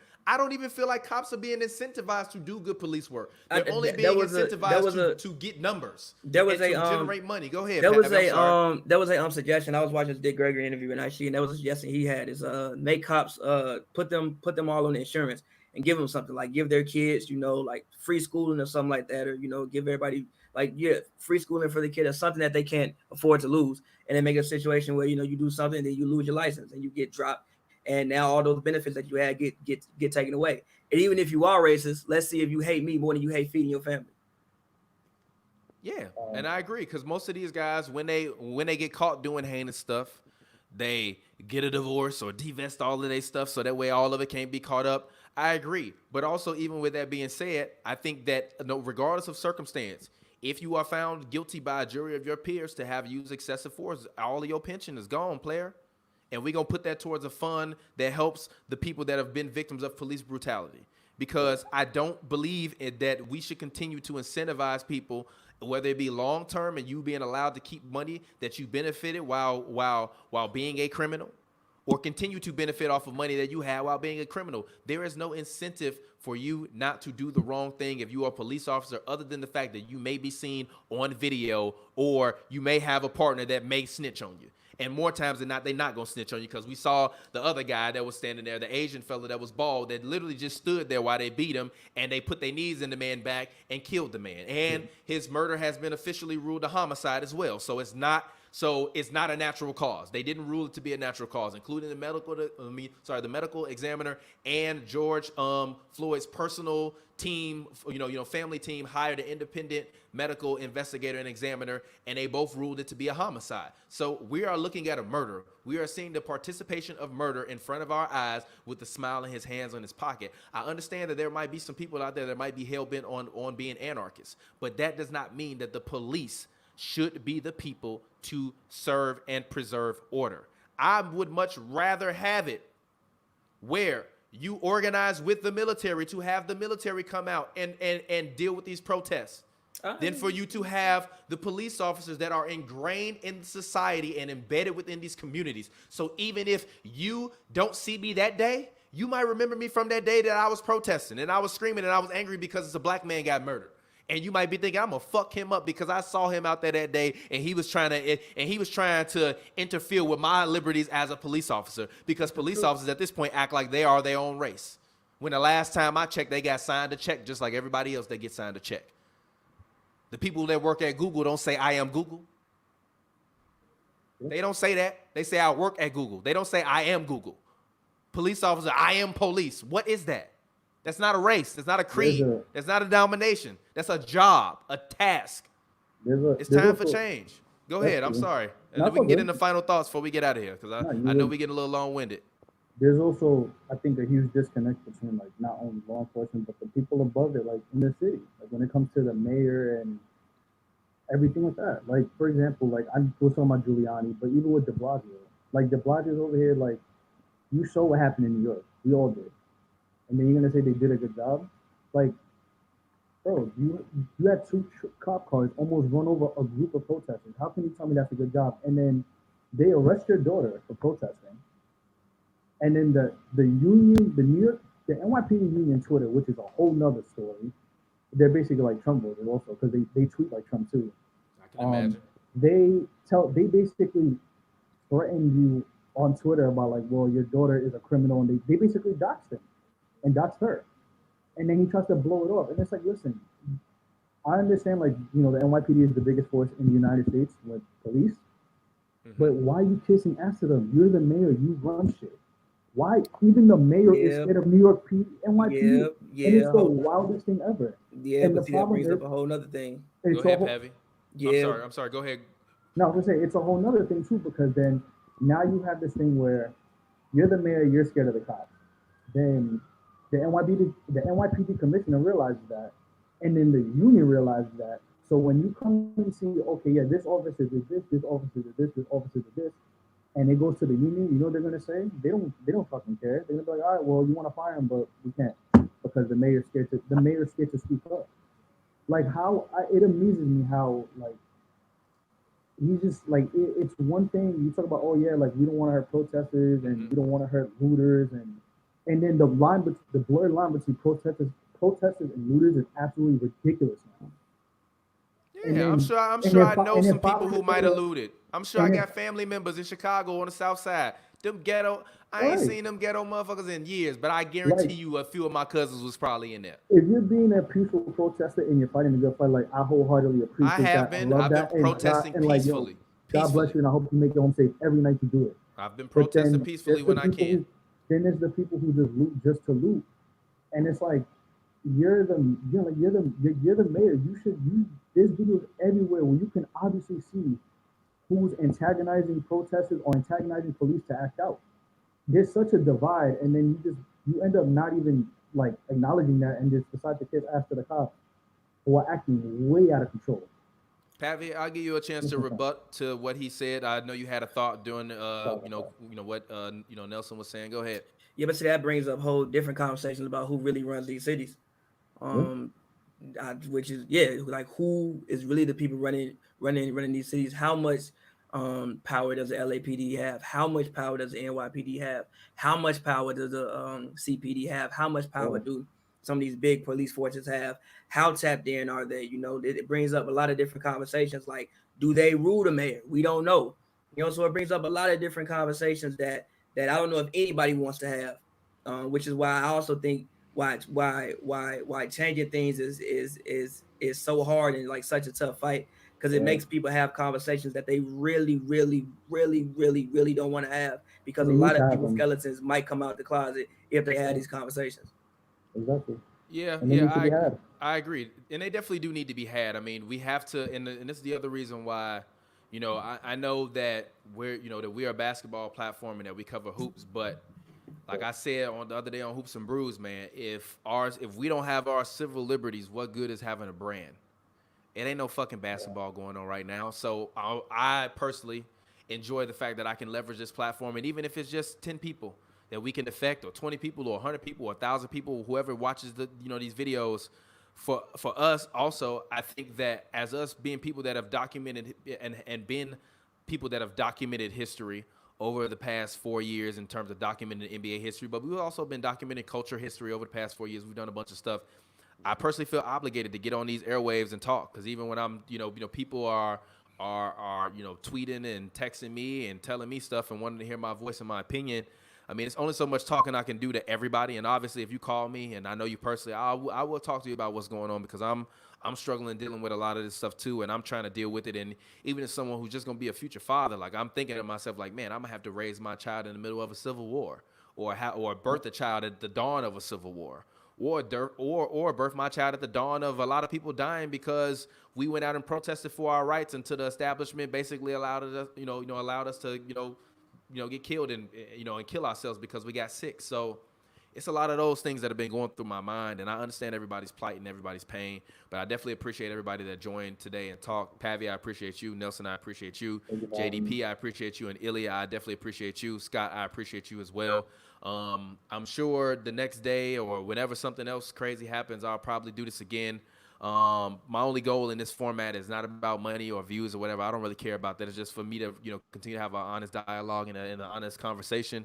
And also, I mean, with the way the times are going, who knows, how much longer a lot of these, liberties that we look at as Americans and we value and we look at and we take for granted that we might actually have, because, I mean, even if it does become a situation where civil unrest amongst multiple groups, then that means that a lot of the things that we look at, a lot of the jobs and everything as a whole changes. There hasn't been a civil war or a civil uprising in this country in terms of where it, where it will span months or weeks in 100+ years, in terms of just complete civil unrest. I know when Dr. Martin Luther King was, was murdered, America, looted and rioted for 6 days, but this is day 7, and this doesn't look to be, stopping anytime soon, and it seems like things are only going to continue to digress. So I just pray for everybody. I pray for all you guys. I love all you guys. I appreciate you guys. Thank you guys for joining me to have this conversation. Go ahead, Pavy. Talk to the people. Get your plug in. Let them know where they can find you at on the internet. As always, man, follow me on at Pavy World on Twitter, Pavy, all one world. Pavers.com. If you feel like listening to music, anything like that, go check out Pavers.com. Yeah, Nelson, go ahead. My Twitter is at original ORIGI_NEL. Everybody who's protesting, please stay safe out there. Protect yourself. Protect your family. We're gonna get through this. Yes, and as always, it's your boy TPJ. Thank you both for tuning in and joining in with me. I appreciate it. Hopefully, one day when the military and cops and stuff aren't actually shooting shots at people, we can get back to shooting shots where we just doing sports, culture, and trash talk. We just keep it real talk with TPJ. Yeah, and hopefully, honestly, people around the world in sports and all of this stuff is able to continue because we don't really know what's going to go on or what's going to happen. So I'm just going to keep praying for the world. And, I hate the fact that I'm a person that loves to be so informed because I kind of can't tap out of like seeing all of this stuff. But also, even as someone that is a future father, I think all of our future children and grandchildren and all that stuff are at stake. So if you have children, hug your children, give your children a kiss, let them know that you love them. We love you. We appreciate you guys for continuing to support us at Hoops and Brews H&B.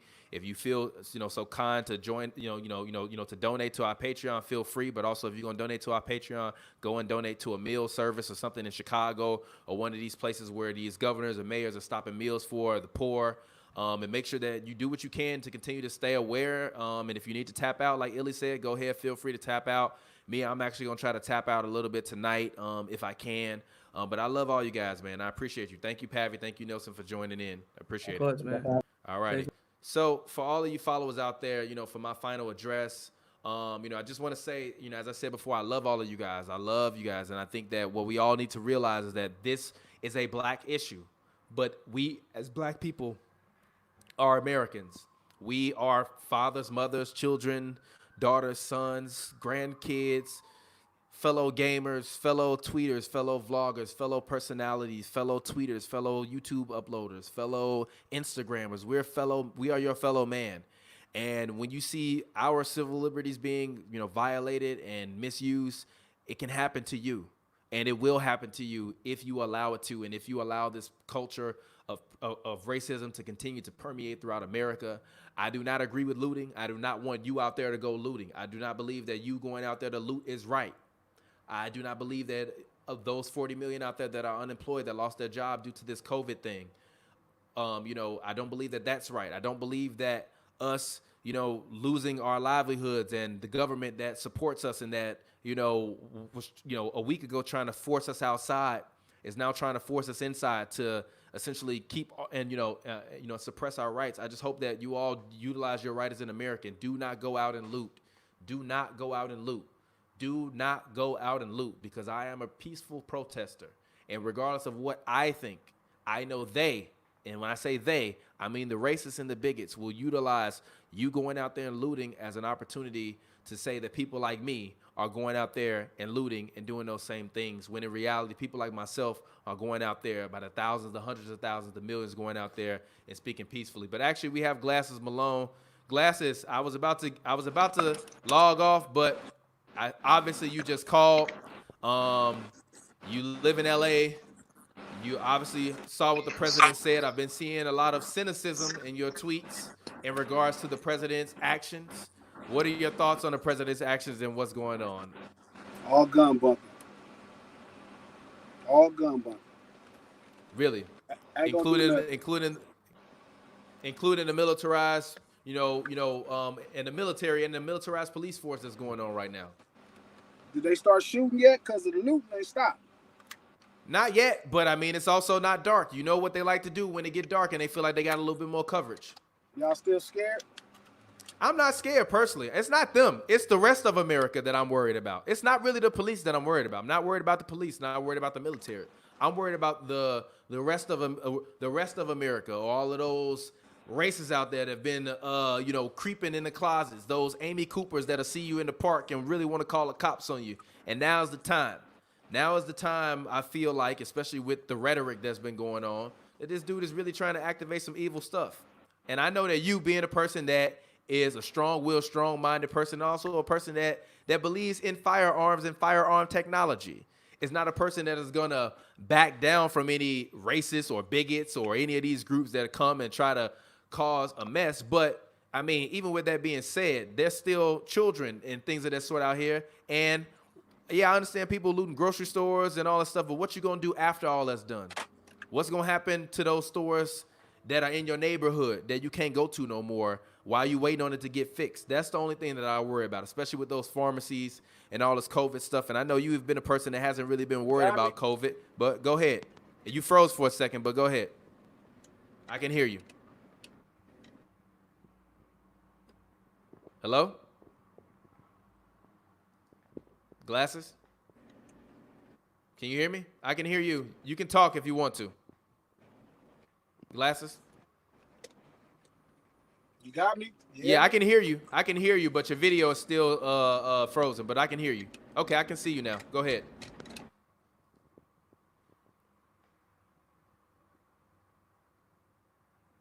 I can't hear you anymore. I think I lost you. I think I might have lost Glasses, which is funny because he called in literally right when we were about to get off air.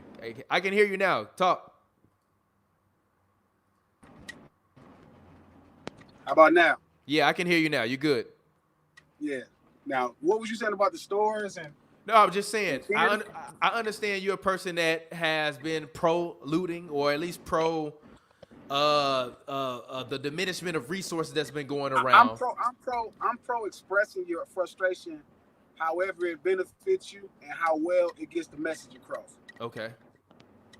But do you feel like the message is being received, or do you think me as a person that's peacefully protested, I feel like it is taking a little bit away? I'm not going to blame anybody because I know it's a lot of poor people and unemployed people. I was unemployed until a couple weeks ago, and then I finally was able to, get something that will allow me the opportunity to be able to work from home. But I know it's been a lot of poor people, a lot of disenfranchised people that have been dealing with a lot of stuff that's been going on.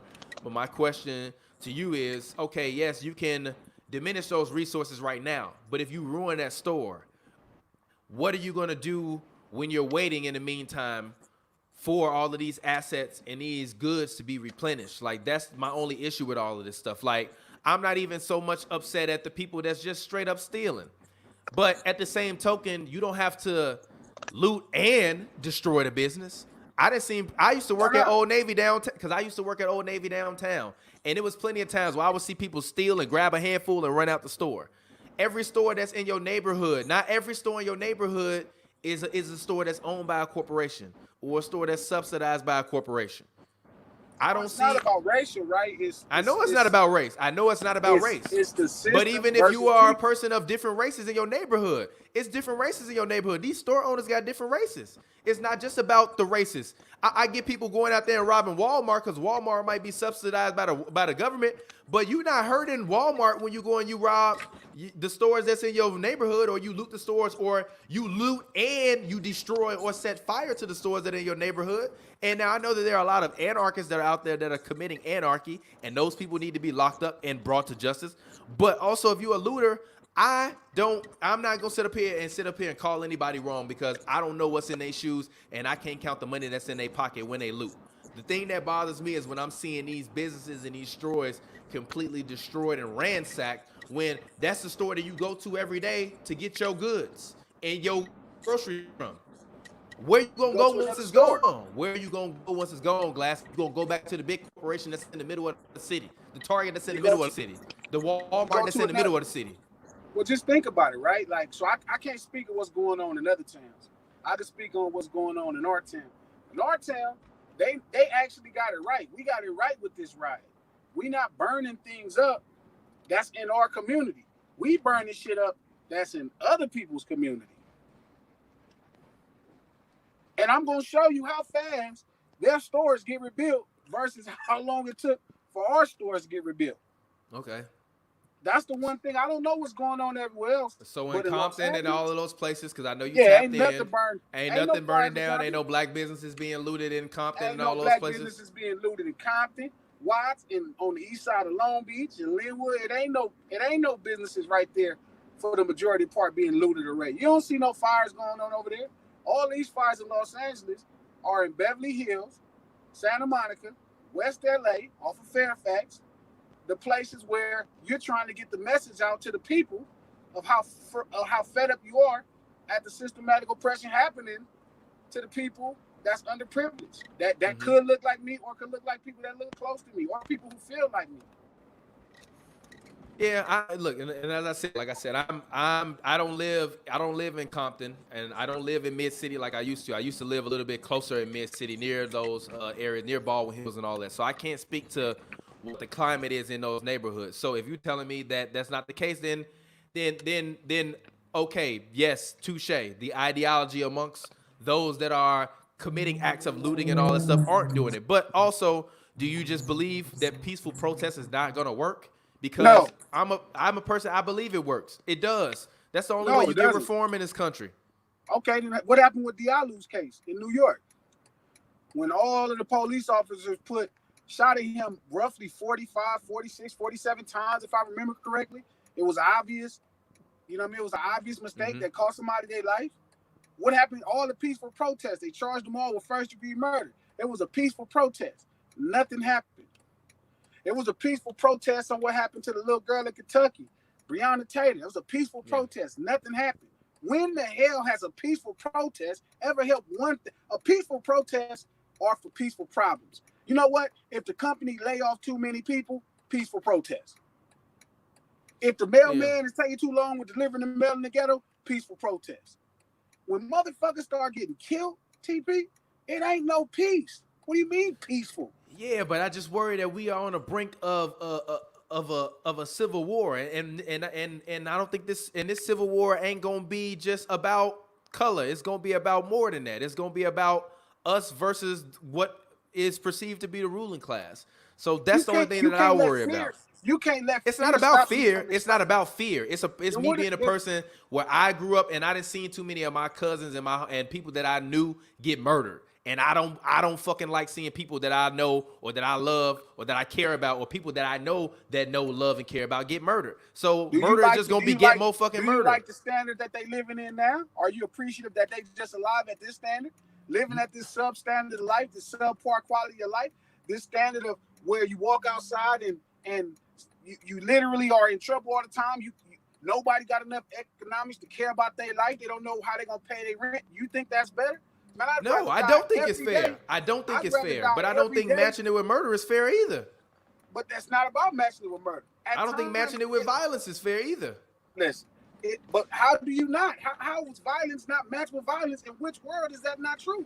Yeah, it is. It's unfortunate for people like me that are more so the thinkers and the people that want to philosophize and want to try to make things better. That's what it is. I don't know if it's philosophy, TP. If somebody come up and slap you in your face, you're gonna be like, brother, why you slapping my face? If they punch you in your jaw, brother, I forgive you for punching my jaw. No. If they shoot you in your leg, are you gonna ask them why they shot you in your leg, or eventually are you gonna stand up and match their violence? Yeah. I understand that. Eventually, now, I would. Now, do you understand? What are you going to do? I understand, and I know what I'm going to do. I'm going to react.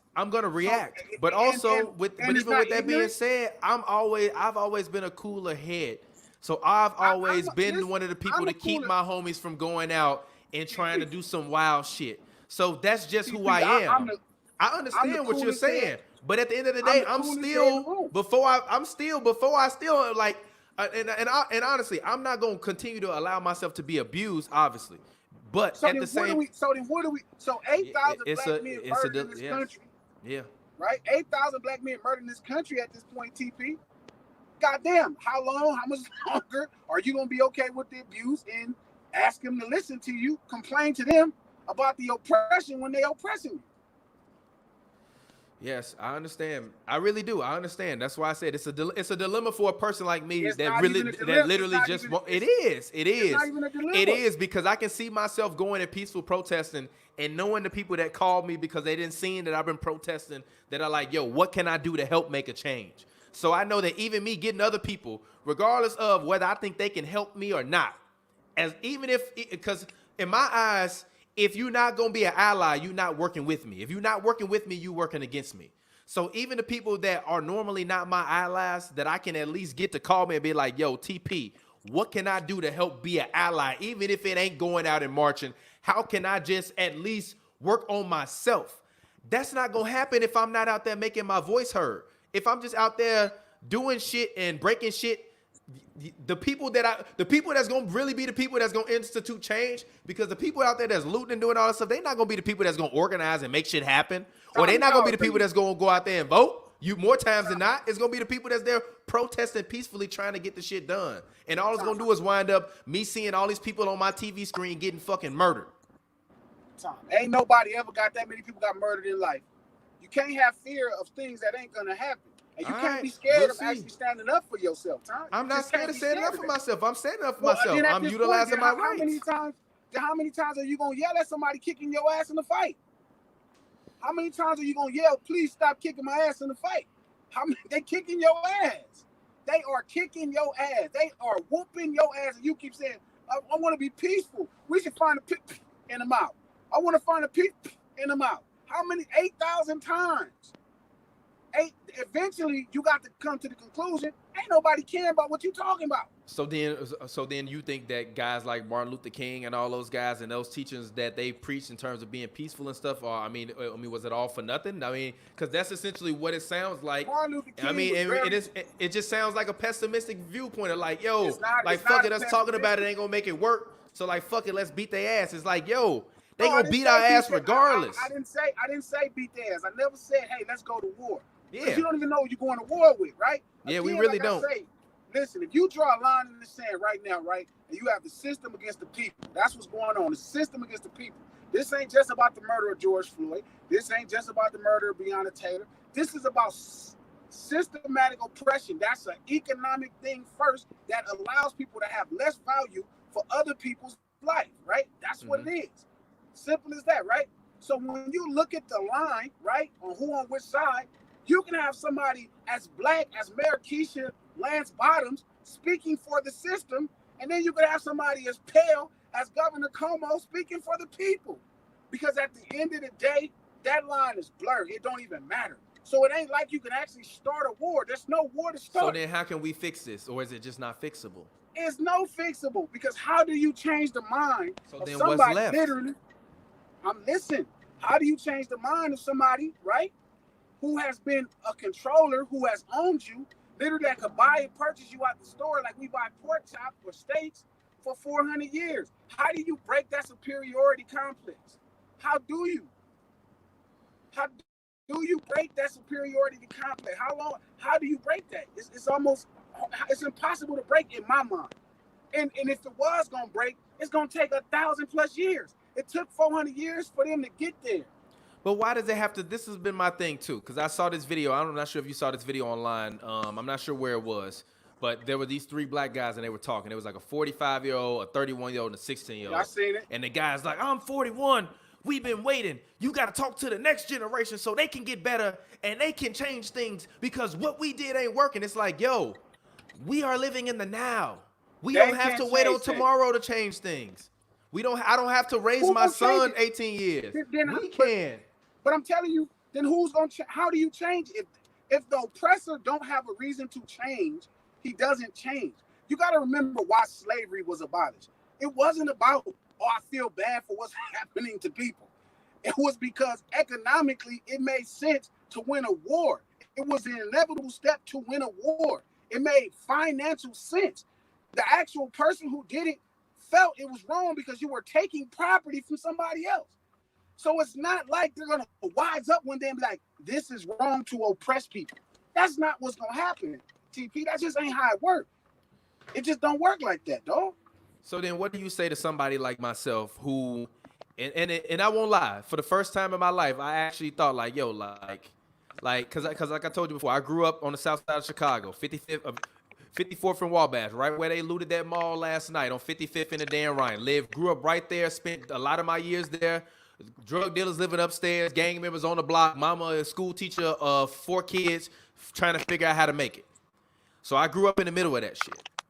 But what do you say to a person like myself who has grown up in the middle of that shit and seen so much of that shit and feels so conflicted about all of this shit? Because I've grown up seeing people murder other people, so I don't want to see anybody get murdered. I definitely don't want to see the cops murder anybody. But my question is, what do you say to a person like I understand you say come to a realization, but okay, fine. You gave me the realization. You opened my eyes. What's after that? What's next? What's That's after the that is to question. realize What's you next? are totally, you are responsible for you. The day you realize you are responsible for you, you are good. The day you realize ain't nobody gonna help you, you're good. The day you realize if you don't do it, it ain't gonna get done, you're good. That's how every other community functions in this country. They take care of themselves.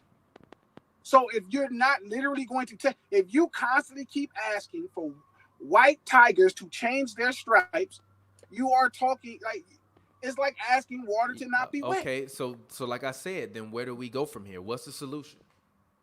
Because you one Well, of my it you one of my depends. The OGs. solution- You one of my OGs. So this I would be asking you Okay, this in a so non or live sure, online it's a convo. regular Where do we conversation. go? Where do Sure. we go So, from here? so to keep black men alive, right? Just initially, let's start at the again because we still fight for the same thing. This is how much Martin Luther King shit didn't work. We're still fighting for equality 50 years later. We can't even be treated like human beings by the people here to enforce and protect and provide safety, to enforce laws and provide safety. We still don't have equality in that regard. So therefore, the reality is to stop believing someone else is going to treat you like they're equal and treat yourself. That needs to become the fight. The ability to treat ourselves. That's it. That's it. That's as simple as that. By every means. If it means more brothers from the community becoming police to police our own community, that's it. Yes, there can be corrupt cops. Power corrupts. That's just what it does. Sometimes it corrupts and sometimes it doesn't. That's just how it works. So when do you But think at the this end is of the gonna day, end? Oh no, go ahead. My bad. you said, how is this going to end? The thing is, that's the greatest part about this. You don't know how it's going to end. But what is not going to end and is not a movie. It's not going to end in this bloody, violent mess of a war. That just ain't going to happen. That's just not America. America is way too self-conscious of saving face. You know what I mean? They do things behind closed doors. They try their best not to do things in public. That's why this is such a big deal. We all know what's been happening for thousands of years. We know what has happened to thousands of men that look like us.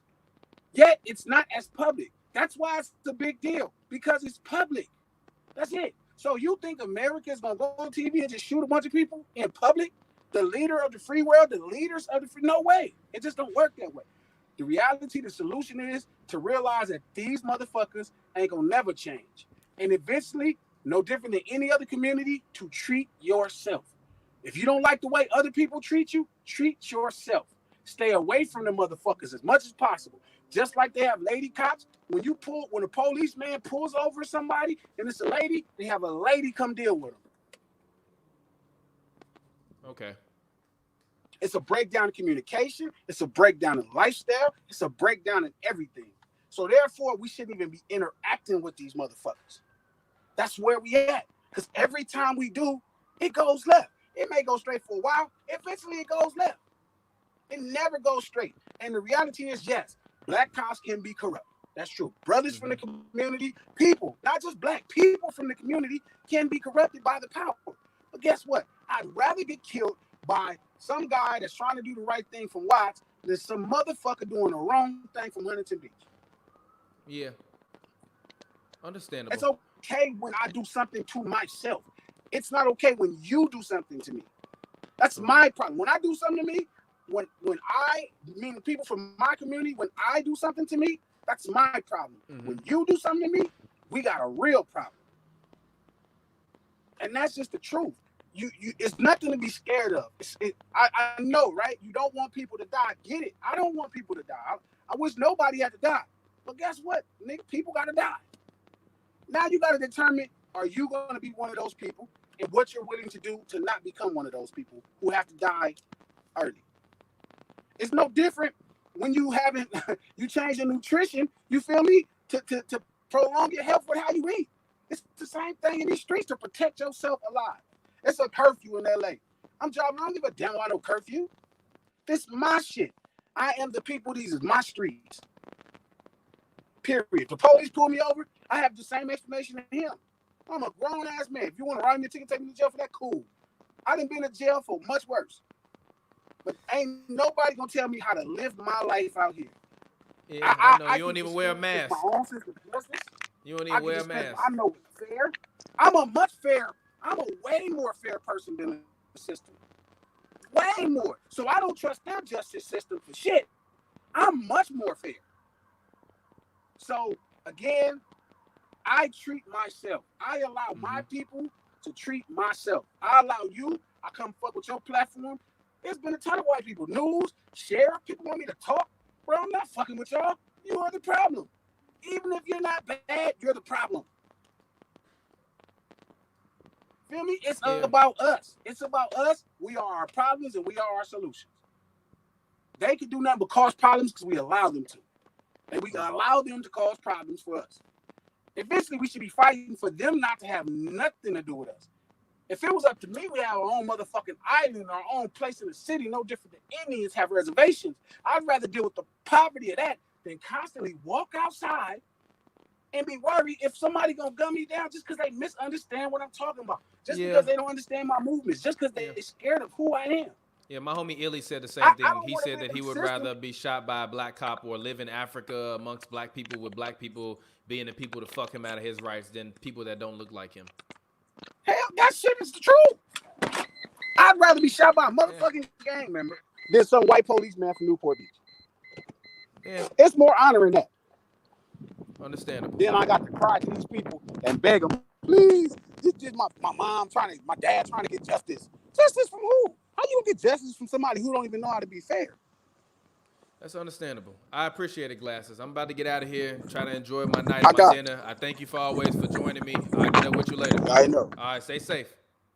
All right, folks, that's it. Had a last-minute call with Glasses. And as he said, you know, I mean, look, as I said, and I understand his viewpoints, and I don't disagree with him.